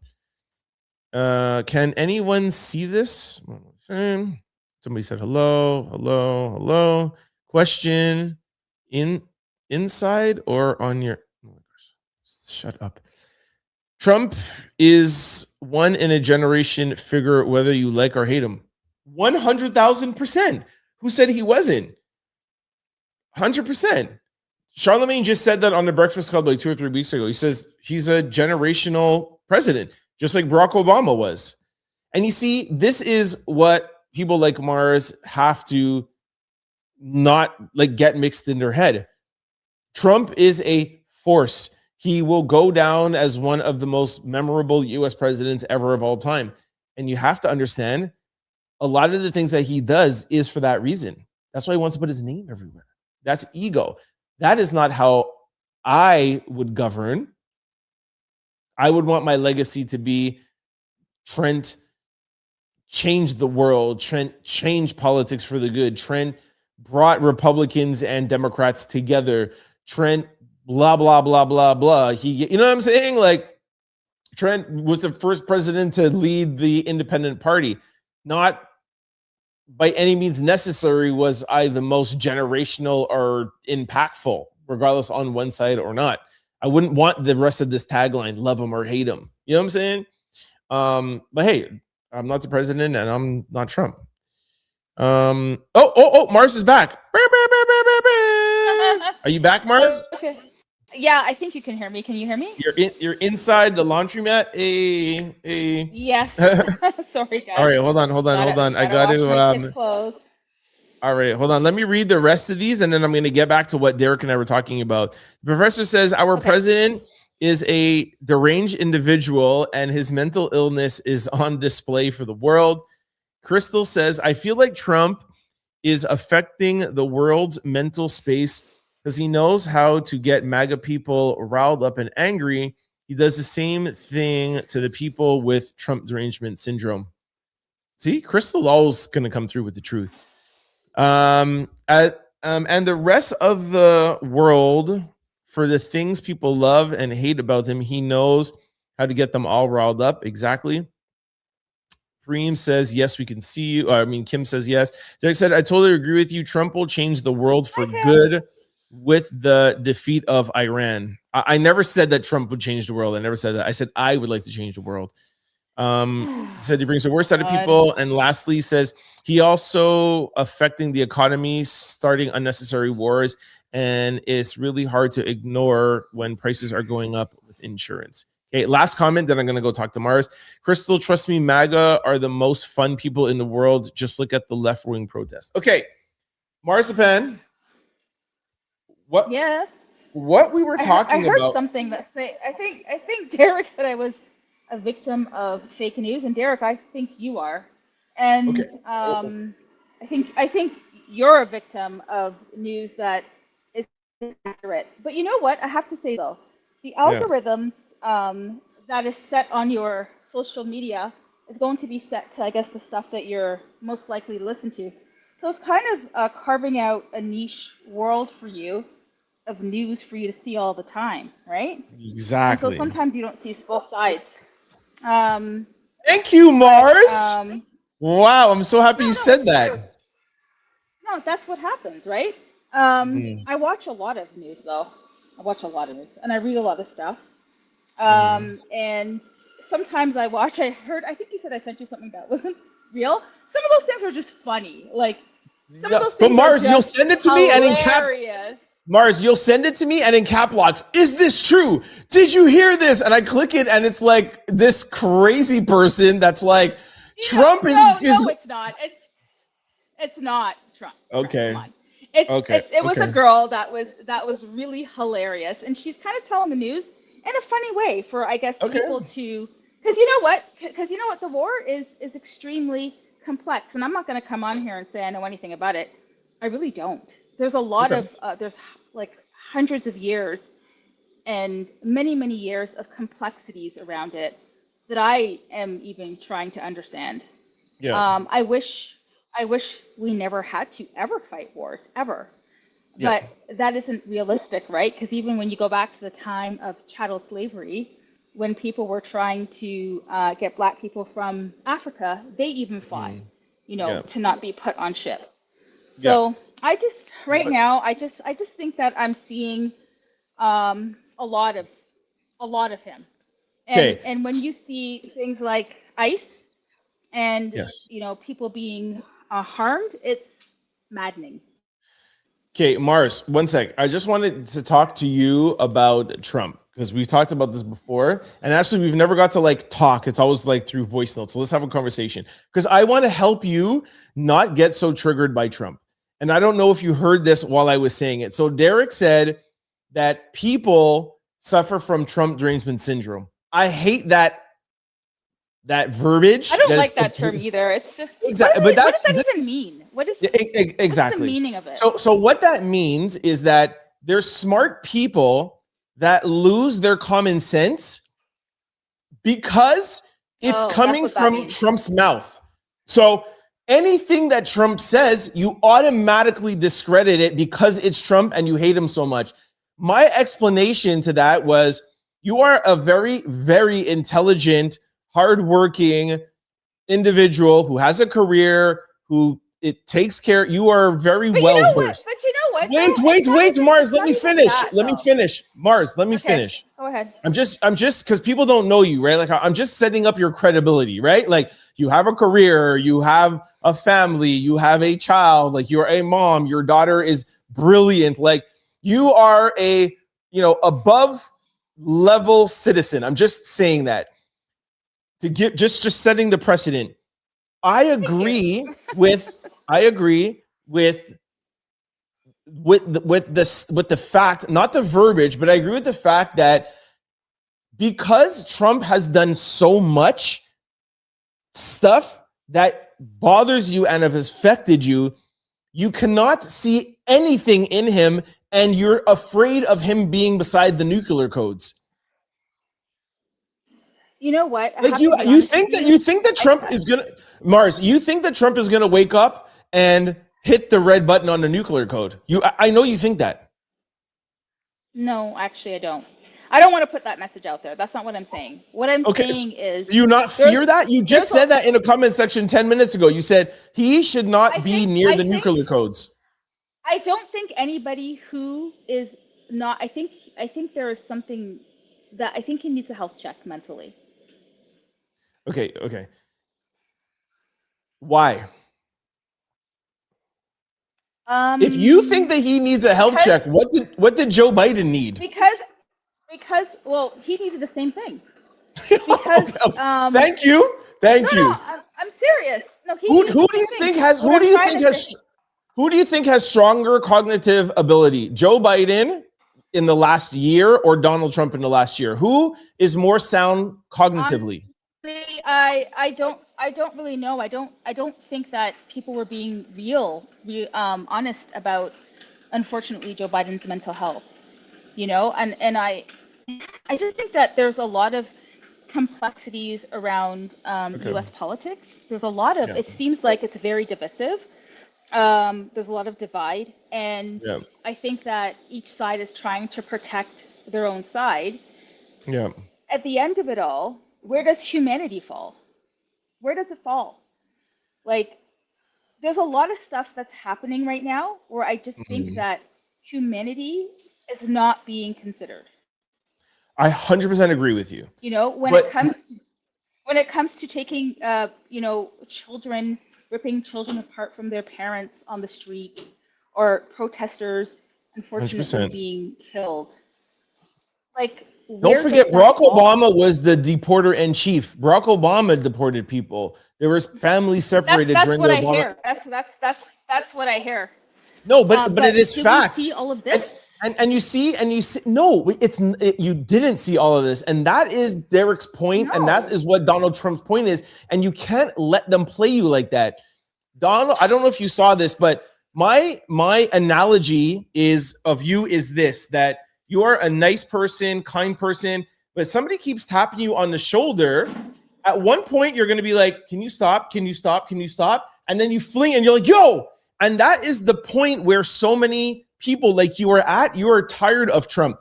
But that's I really do. One sec, Mars, wait, one sec. But that is what he wants you to do. That is the exact reason why there is ICE agents at airports, because he wants to antagonize you. That's exactly why he's putting National Guards in American cities. That's exactly why what happened in Minnesota happened in Minnesota, so he can get you riled up, so he can antagonize you, so he could turn around and be like, look at Mars. Look at all these people talking about me. It riles up his base. It riles up MAGA, and then they come out in droves, and that's how he wins the popular vote, and that's how he wins all 7 swing states. You have to not give him the energy. He is a bully, and it's rage. It's rage. You're saying it's rage baiting, basically. It's all 100%. He's the master of rage baiting. He's manipulating you. You cannot let him get you agitated. You cannot say crazy things about him. It's hard to say that when you see all of what's happened in the past few months. It's really hard. It's really hard to sit there and watch. But I'm not going to let Donald Trump defeat me. That's why I'll come on this show, and when he does something good, I'll say, yo, Trump did this good. Then I'll say, yo, he didn't do that was good. He's not going to get me to say, I think he's psycho. I think he's deranged. How could we say that he needs to have a mental check? This man sits from 5 o'clock in the morning to 11 o'clock at night and speaks with reporters and never skips a beat. He's 80 years old, and he never is like, what? I don't know. Does he lie religiously? Yes. Does he make up stuff? Yes. Is he manipulating? But you cannot tell me that man's mind is not sharp at 80, 81 years old. Well, here's the thing. I think that when you're lying and it's constant, isn't there something to be said about that? Yeah, that means that you're a manipulator, and that means you're a liar. But that's all it means, and it doesn't mean that you're going to hit something more to that. There was apparently, I was watching this an expert talking about the psychosis that I guess the diagnosis of him. It was malignant narcissist, I think, is what they said that he was diagnosed as. 100%. It's not how I would want my president to be. I don't think he should be governed. So, but Mars, I agree with you that everything you want to say that's wrong about Trump, I agree with you. All I'm saying is that you should look at Trump like a bad child and not let him get you worked up. That's all I'm saying. You should look at him as...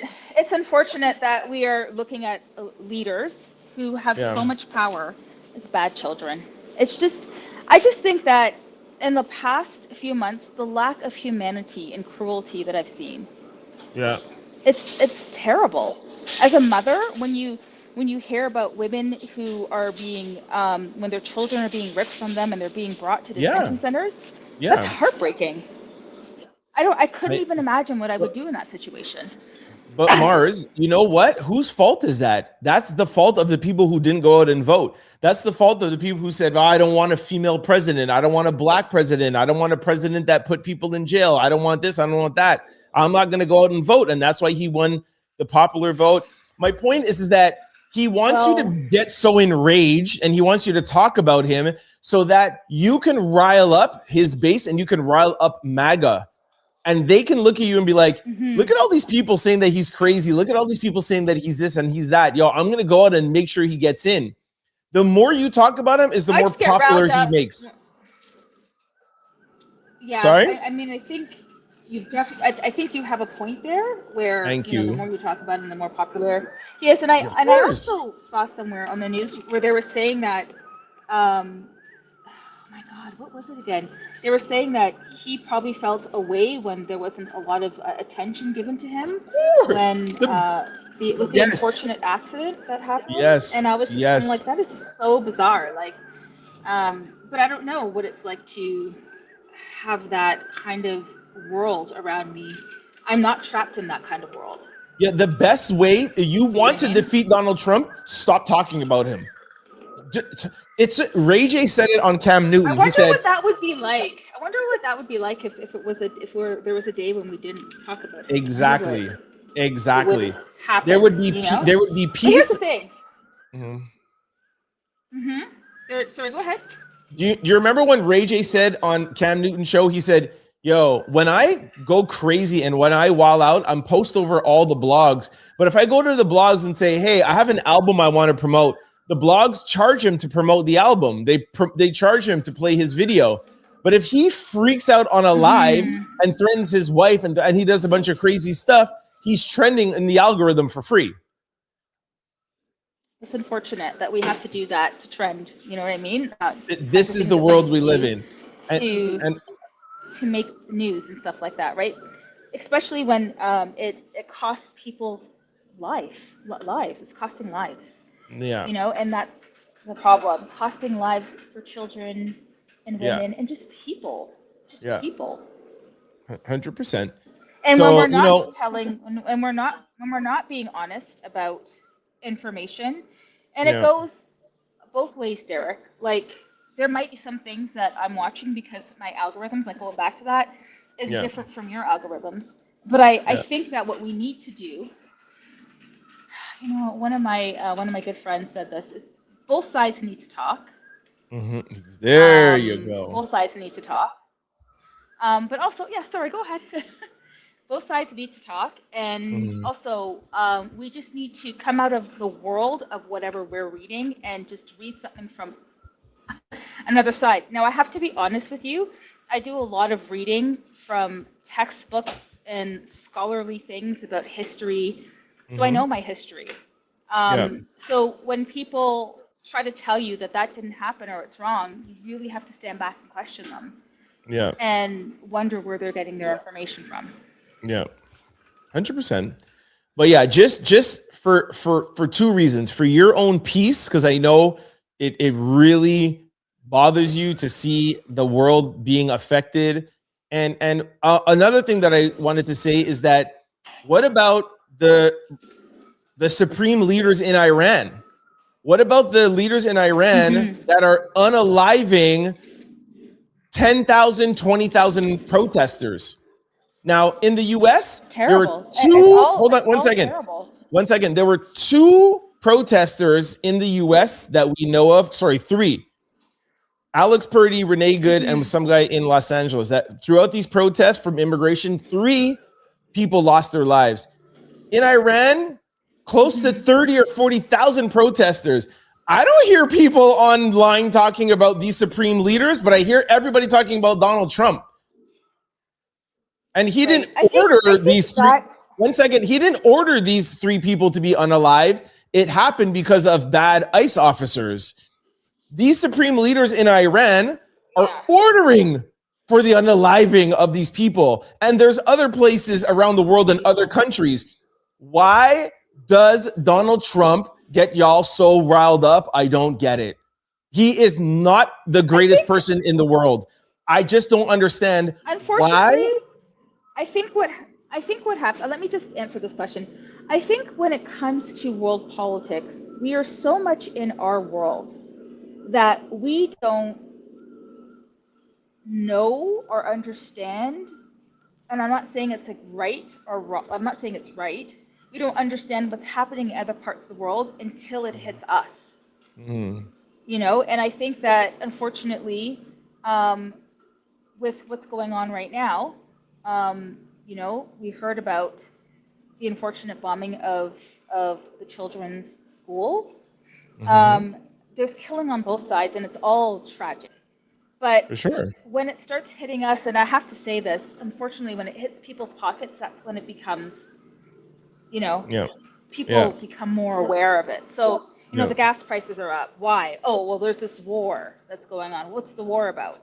You know, oh, that upsets me because now I got to pay more for gas. There's so much more to it. There's a lot of complexities to this war that I can't speak on, and I won't even attempt to, because I've spoken to people who know about it. It's very, it runs very deep. It's very complex. And I just think that, you know, he put himself in a situation, you know, against, from what I understand, correct me if I'm wrong, against what experts said to do. Experts didn't think it was a good idea to do this because of all the complexities. And so now, you know, we're in a situation where it's affecting everybody. And Look, really I will sad. just, Really, I will just. all of it's sad. All of it's sad. Exactly, Mars. All of it is sad. No war. I wish there was no war. Yeah, but first of all, unfortunately, until we let women run the world, I think that there should be all female leaders in the world. I think we got to take away men's egotistical, misogynistic disgustingness out. Replace Putin, Xi, the Iranian, U.S. You know, I've told you this a million times. I think there should be all women leaders. This world would be peaceful and ran properly. That's how I actually think the world was designed. I just wish, and I know that I know it's impossible. I just wish that we could just have, you know, situations where we settle things in a peaceful way. Yeah, because you're a woman and because you have common sense. Is that even real? No, it's not, because you're a woman, you have common sense, and you don't lead with your ego. You lead with your thoughts, and you lead with your instinct. And unfortunately, most men don't. But that's another conversation for another day. What I would like to say to you and to just any other person out there who is so anti-Trump, the same way how you look at MAGA and you're like, how could you be this? You don't realize that you are the opposite of MAGA and you're so extreme. And I'm not saying you should be independent. I'm not saying you should be any way. I'm just saying that no other human being should be able to affect your emotions that much. And I just don't understand. One sec. I don't understand why so many people all day just talk about Donald Trump when you hear about Cuba and you're like, Trump, and nobody does the work. And are you listening to me, Mars? It's terrible. What's that? No, I can hear you. I said it's terrible. Okay, nobody looks and says, nobody says, what is the Cuban government doing? I know somebody personally whose family is in Cuba, and she's like, I can't even stay in Cuba for more than a week. I know people that are brilliant people, doctors, people that work in the army, and they make $50 a month. There's no electricity. There's no this. There's no that. What about the Cuban government? What about Maduro, the Venezuelan person who they captured? People are just like, Trump went and just took the president of a country. People make it sound like Donald Trump came to Canada and took Mark Carney and put him in jail. Donald Trump took Maduro, who was a drug-dealing psychopath, and put him in jail. So all I'm just saying is that I think when you talk about Donald Trump, I don't really. When you talk about Donald Trump, you have to talk about You have to talk about Putin. You have to talk about Xi. You have to talk about the supreme leader in Iran. You have to talk about the Cuban government. You have to talk about Venezuelan government. You have to talk about everybody in the same bucket. If you just say Trump, Trump, Trump, he's crazy. Don't let him near news. Trump, Trump, Trump, Trump, Trump, Trump, Trump, Trump. Nobody listens to you and that's when he goes, you see, they don't even make sense. And then they're like, you know what? That's what Kamala Harris did. She ran a friggin' campaign and all she did was say, Trump, Trump, Trump, Trump, Trump, Trump, Trump, Trump, Trump, Trump, Trump, Trump, Trump, Trump, Trump. You know what people said? That's why you think she lost? It's unequivocally why she lost. Unequivocally why she lost. And on The View. It was because she didn't have enough time. No, that don't let her marketing team get to you. And she also lost when she was on The View and they asked her, what would you do different from Joe Biden, the president who at his worst polling of all times? And she says, I wouldn't do anything different. Are you crazy? She lost it right there. Yeah, you've had lots to say about that. When she no, that's unequivocally. I mean, that's not me being intelligent. That is just unequivocally where she lost, and that is unequivocally her whole entire. That's exactly why Jasmine Crockett lost, because her whole thing. She's been popular by Trump. I'm going after Trump. I'm going after Trump. I'm going after Trump. That's nice on Instagram, and that's nice on TikTok, and that's nice on social media. Yay, go against Trump. You know what an everyday American is going to vote for? They're going to vote for their pocketbooks. They're going to vote for eggs. They're going to vote for groceries. They're going to vote for immigration. And as much of a jerk as Donald Trump is, and as much as a misogynist and egotistical, and he's a convicted criminal. Look what he did January the 6th. He shouldn't be anywhere near any sort of political position. But because he knows how to antagonize people and use people, he's able to get to the heart of where he gets to, and that's how he wins the popular vote. Well, I think that hold on, I want to say something. Yeah. I think that there was who listened to. They were talking about the fact that people, just going back to the election, that people didn't go out and vote, like there weren't enough voters or something like that. That's one of the reasons why he won, right? Like people didn't vote.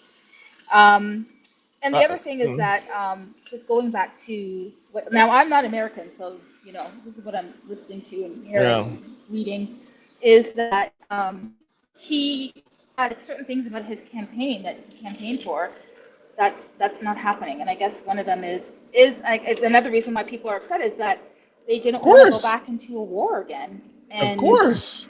And you know now they're in a war, and it affects people because he manipulated the American people. He made them think that he would actually help them in their pocketbooks. He raised tariffs. The American people, a lot didn't even understand. They're like, yeah, China's going to pay for it. They didn't realize that they were going to have to pay for tariffs. He said he wasn't going to start a war. He started a war. And he did. I said that he's a manipulator and he's a liar. I'm just trying to show you and the other people who are so opposed to Trump to not let him use you in his campaign to rile up his base. The less ammunition you give them to rile up his base won't get riled up. Oh, that's an interesting point of view. So you're saying that that's interesting. That's an interesting point of view. So basically, when more and more people get angry, that helps. You're saying that helps his. Yeah, because he's getting you off your game.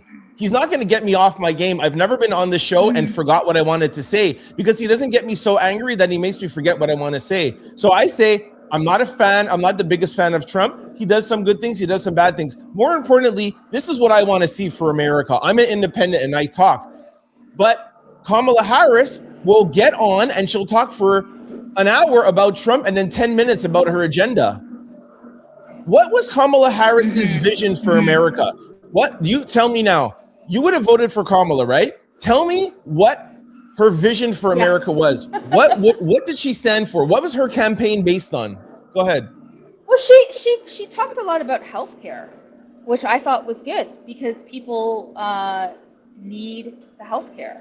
Okay. And that seems to be a big problem right now, right? Like a lot of people can't afford it. And, as a mother, healthcare is important, especially when you have children, having to pay for anything to do with healthcare. Like, for instance, my daughter needs EpiPens. They're like $200 a pop. Like, Tell Maya I said hi, by the way. Have coverage. I will. When you have coverage and stuff like that, it helps. Okay. Right? Like, healthcare is huge. Okay. And I think she also talked about the war and not having to go to war and not wanting to be a part of that, which is, again, a good thing, for people for the U.S. economy, because they don't have to pay out of their pockets for it, right? Yep. Okay. What else did she say? Let me help you. I'll tell you another thing. Women's choice, pro-rights choice. That was a big part of her campaign. Yeah. The pro-rights, that was huge. That was great. That was huge. People have the rights. Yeah. Yep. Right. So that was her biggest thing. Healthcare and women's rights, pro-rights choice. Now I ask you, out of her time spending when she was talking about those things, I would say at least 70% of the time she was talking about Trump versus talking about that. And those points that she were talking about, while Trump was talking about the economy, she was talking something about Medicare. She never gave a way to fix Medicare. Obama admittedly messed up Medicare. So she didn't have a base or a foundation to say, hey, this is how I'm going to fix Medicare. She never gave a solution. Like, this is the solution. 1 + 1 = 2. And this is what it is. But Trump didn't have one either. I know he didn't, because he doesn't care about healthcare. Because you know what he did? He looked and he said, how can I get the biggest bucket of people? And the biggest bucket of people in the US is about what? Money. The US is a capitalist society. So there's going to be a certain bunch of people that will say openly they care about a woman's choice. But when they go inside the ballot box, they might be like, I don't really care. They might be like, healthcare. Yo, I have healthcare at my job. I don't really care about the 40,000 people. People are selfish. People will say things when they go to the ballot box. They're like, yeah, I want my money. I want my 401k. That's how I think Trump won. But I also think that unfortunately she didn't have enough runway for her campaign. It was like a quick one, right? Like, it was a pretty quick one. I think Joe Biden decided that he was not going to do it at a certain time, and then she didn't have a lot of time to prepare. I mean, you know what? Going back is like 50-50 vision. I think that moving forward, I think people just need to vote. Oh, I totally agree. I totally agree. People lost their lives for the right to vote. Voting is 100%. Voting is everything. Like, yeah. And you know what? I will agree with you on one thing about the time. I think the time would have helped her practice a little bit more and get better in her interviews and speaking. You remember she waited a long time to talk to the press? So I'll give you that. Oh, yeah, there was that whole thing with wasn't she supposed to sit down with a podcaster and she said Joe Rogan? It was weird. It was something weird like that. She didn't sit down with Joe Rogan. Sat with Trump, right? Exactly. He sat with Trump, or something like that. Yeah.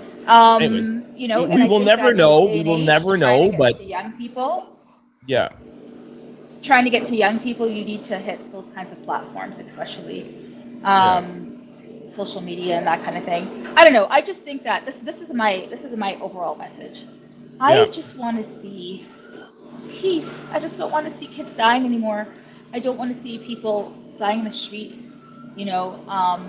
protesting. I don't want to hear about the exhaustion even from my friends that live there. And and hopefully people realize how, we all live, like, this whole world is for all of us. Like, we're all supposed to live together and share it. It's 100%. It's all of our world, right? And if something happens in one backyard, it affects all of us. It doesn't matter how far and wide it is. It affects. Oh my gosh. Just vote. If you don't want this, vote. Mars, we lost your video. You sound like Daffy Duck right now. I don't know what's going on with my phone. No, but oh really? Oh my gosh. Hello? Why? You're laughing at me? We can't see you. Hold on. I think it's my Okay, all right. Anyways, we talked. We had a very good conversation. We'll end it now before you get cut because we can't see you, but we can still hear you. Okay? Yeah, but try to get back your video. Try to get back your video. I want to say one thing. Okay, go. What? Go say your one thing. What's she laughing at? What are you laughing at? I just want to say what you sound like Daffy Duck. Okay, say your one thing. Okay, I want to say one thing. Okay. The way that you sound right now, say your one thing. Anyway, I just want to say thank you everybody for supporting my friend Trent. He works so hard and he's so passionate about what he does. And I really love the Outlouders, all of them. Yes, you too, Derek, even though we don't agree with things. And you know, my main message is it would just be lovely if we could all just live together in this big wide world peacefully, even with our different opinions. It's okay. You don't have to agree with me. Just as long as we can respect each other and move in a humane way, treat each other with humanity and not cruelty. That's all I want. That's all I want. Okay, so my last words are thank you to you, Mars, for always supporting me, being one of the first people to watch this show I'm always going to tell the story every time your name comes up. When I used to only have 20 views and 1 comment, and you've always supported me through everything, the IG lives. And it's so beautiful that you're able to come on the YouTube live finally. I hope this is not your last time. Next time, I hope you're at home with your Beyonce hat on with better internet. And thank you for always being a sounding board. And when I'm asking you about lives and recorded, you're always there. You're such a good person. And I always love our discussions, whether it be politics, whether it be about Trump or whatever it is. We can always have a healthy discussion. I always try to see your way and you always try to see my way. And I think that's the beauty of what the world should be like, where everybody should try to be more understanding. And just in closing, for your own mental health, and I've told you this a million times, please try not to let Trump ruin your day and get you so upset and feared. He's been the president before. He didn't blow up the world. He's not going to blow it up now. And don't let him use you to rile up his base, because he is using you and you're smarter than that. And that's all I have to say. All right. I will try to keep that in mind when I see things. I think I got some of your Daffy Duck message. I will try to keep that in mind when I'm listening and watching stuff, you know. But when you hear things that are racist, it's upsetting, you know, and it's sad. It's unfortunate, you know. Okay. But you know, upwards and onwards. There are really great people in this world, and I think there are also people who, like you, who you can speak with, even if you and I don't always agree, right? Of course. Even if we don't agree, we can speak, and I think that's cool. Of course. Okay. Thank you so much, and we'll talk offline. Thank you for joining. No problem. And geez, you guys caught me in the laundromat. I promise to be somewhere a little bit more glamorous next time. Perfect. And wear your Beyonce hat. Bye. Keeping it real always. Thank you. No problem. Bye, guys. Bye. All right. Bear. We had that was our first official guest. By the way, Mystery, I see that you're saying that you're tired and it's late. Bye. Thank you. Sorry that we went so long. I just want to go up here in the comment section because I heard you guys, I saw you guys kind of talking a little bit. I just want to go over and then we'll sign off before it gets to 2:30. Hold on. Welcome, Mars. Hold on. Trent, you are a mental health expert. Read this already. That's from Derek. Yes, I can hear you both. Mars is a victim of fake news. Okay, read that. Crystal says, I feel like Trump is affecting the world's mental. Okay, I read that. I read this. Hold on. Let's see. Derek says, I totally agree with you. Trump will change the world. Okay, I read that. He is also, yeah, I read that. Sorry. Where are we here now? Derek says, if you listen to what I say, you will realize I watch all news and I'm what is that word? An emancipated black man who isn't buying the Democrat lies. Derek says, I wish were what? If wishes were horses. Okay, Trump is a great father, grandfather. Okay. Trent, Trump derangement syndrome is real. Mr. T has a way of upsetting a lot of people all over the world. Hold on. Have you ever heard of reactive abuse? Crystal then also says Trump is abusive in every way, and his abuse, his power to get his way.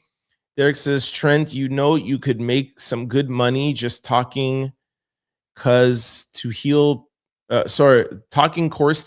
people from Trump derangement syndrome. There's over 100 million potential clients. It's funny how during the Trump presidency, everyone carries the problems of the world on their head and blames Trump for everything. I totally agree. I said that today. I get your point, Trent. Don't let them win, but it is really hard not to let it affect people that are actually trying to ignore stuff that is affecting our lives without words. Derek says, get info from every source, but use your common sense to filter the news. Totally agree with that. Paid protesters in America paid by, okay. Trent, today I confirm that you are an independent because you could actually argue both sides, and that's cool. Thank you, Derek. That's what I saw pop up, and I'm so happy that you said that because 2 lives ago, you're like, yo, you're a Democrat, and then you're like, oh, I can kind of see a little bit. I'm glad you saw that today. Kim says, I disagree with you, Trent. Trump's mind is far from sharp. Kim, come on. You got to give me an example. Send me a link. And don't show me a clip of him falling asleep somewhere, because I was in the Diddy trial and I was falling asleep and my mind is very, very sharp. That's not show me somewhere where he's bumbling or he's out of it, like, and repeatedly. He's not what you think he is. Trust me. Just trust me. Derek says, you keep asking why does it get them so worked up? Answer is Trump derangement syndrome. Kim, there is definitely something wrong with his mental health. I agree. And Trent, I disagree with you. It's super hard not to let it affect your peace when he is the most powerful man in the world. Okay, hey, I can't tell y'all how to be and controlling our lives. You see, this is where I disagree with you. He does not control your life. He does not control your life. You have a vote. He does not control your life. He's in power now. The midterms are coming up. Vote locally, vote state, vote every time you get your mayor, this, whatever, midterms, get out, localize, immobilize, like get out there. Sitting down on these lives and sending stuff and being like, oh gosh, he's just whatever, blah, blah. He won the popular vote. And don't tell me anything about Elon Musk. He does not control your lives. America is a democracy. America controls your lives, and America voted for this. If you don't like it, you could change it. And don't let anybody but yourself control your emotions. Nobody is in control of my emotions but me. I don't care who you are. Hi, Trent. It's nice to see you back. Thank you, Candy. Professor says, we are not accustomed to the utter disrespect for our Constitution. We live in a democracy and not a dictatorship. The respect for the higher office and land African people is not existent. We are learned people. I don't think the president is able to pass a civics test, the very test immigrants pass, because, okay, you don't know anything about Cuba. I never said that I know anything about Cuba. I specifically said, these are the comments that make me so upset. I specifically said, I know somebody that has family in Cuba presently, and I told you what they told me was going on in Cuba. I didn't say I know anything about Cuba. Rewind the tape, bruh. Exactly, we are accustomed to having these rules in place to protect the democracy of our country, and having our president go completely against the public is shocking. Okay, it might be shocking, but it shouldn't affect you. It shouldn't ruin your day, and it shouldn't have you so against him that you cannot say that Maduro is bad, that you cannot say that the Iranian regime, like, you hear some people talk and they're like, yo, Trump. I'm like, yo, leave Iran alone. But nobody says, yeah, this regime unalived 40,000 peaceful protesters in the street. 40,000. Y'all know what happened when 3 people got unalived. Imagine 1,000. Imagine it was ordered. Like, this is what you're not understanding, guys. Imagine Trump ordered the unaliving of 5 people. You're talking about a regime that ordered the unaliving of 40,000 people. I'm just saying, not saying Trump is great. All I'm just saying is you cannot talk about the war and forget that side. That's what he's saying about Trump derangement syndrome, which I don't agree with that wording, but it's like Trump is the worst person in the world. And that's why you get Republicans that are like, dude, I can't even have a conversation with you because you don't even make sense, because you're not even saying anything about Iran. Dude, I just don't know why I can't get this point across to you guys. Like, nobody's saying what Trump did was right. I'm not pro-Iran. I'm not saying that at all. All I'm saying is that if somebody is voting and they're hearing one person from the Republican side say, look, I don't necessarily agree. Like Nancy Mace was on Laura Coates live yesterday. She's like, I agree with Trump. I agree with the war. I agree with everything, but I don't agree with boots on the ground. She's like, I have his back, but I don't want to put boots on the ground. You're like, okay, that's a viewpoint. Then you listen to a Democrat, right? And then Nancy Mace says the Iranian regime is bad. They unalive people. They're protesters, whatever, blah, blah. And you're like, okay, that's one point of view. And then you listen to a Democrat that's like, Trump. And they're like, they don't even say anything about Iran. They don't say anything about anything. Then you're like, who am I going to vote for? Am I going to vote for Nancy Mace? I really don't like her. I don't like her views. I don't like Trump. I'm not Republican, but this person just hates this person. This is what I'm saying. And this is what he wants. It's a play. It's a manipulative mind play. Anyways, I've said it a bunch of times. So Derek says, thanks, Trent. You are hitting the nail on the head. Nancy Reed says, I'm always with you, Trent. Never forget your furry godmother. Happy Friday Eve in the Outlanders. What's up, Nancy? Somebody's professor said exactly, Crystal. Somebody said it's mind-blowing. You are an embarrassment to the world. Oh, sorry, we are an embarrassment to the world. And by the way, you're not an embarrassment to the world. United States is still one of, if not the best places in the world. It's land of the free, home of the brave. The beauty, and I'm going to say something, and I want you guys to really just listen. You have to see the beauty in Donald Trump being president.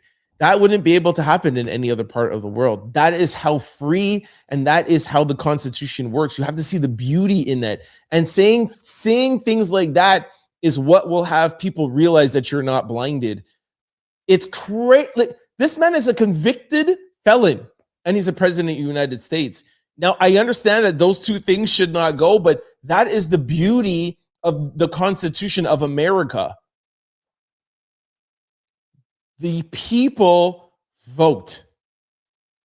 Do you know that Donald Trump could be the president of the United States from jail? That's how free the Constitution is. There's very low requirements. You have to be a born American citizen. I think you have to be like 35 years old, and there might be like 1 or 2 things, because it's all about the people, and that's beauty. Go to China and see if you can pull that off. Go to Iran. Go and try that. Try to run in Iran and see what happens. America is not an embarrassment. I'm not saying Donald Trump has America on the highest of standards, but it is still one of the most freest places in the world to live, and it will be that way long after Donald Trump is gone. And I will say this, I've used this analogy a couple of times, and I've heard it from somebody, I'm not even taking it, but the United States is like moving a big fridge. Republicans and Democrats, when you're moving a big object, you can't just push it. You push the side and you push the side. So Democrats, they get to push for 4 years. Hopefully, the Republicans get to push for 4 years. Then after 4 years and 4 years and 4 years, you have Bush, you have Clinton, you have this, you have that, you have this, you have Barack Obama, you have Trump. You're the United States of America, the most powerful army, the most powerful nation on earth. And that is because of times like this.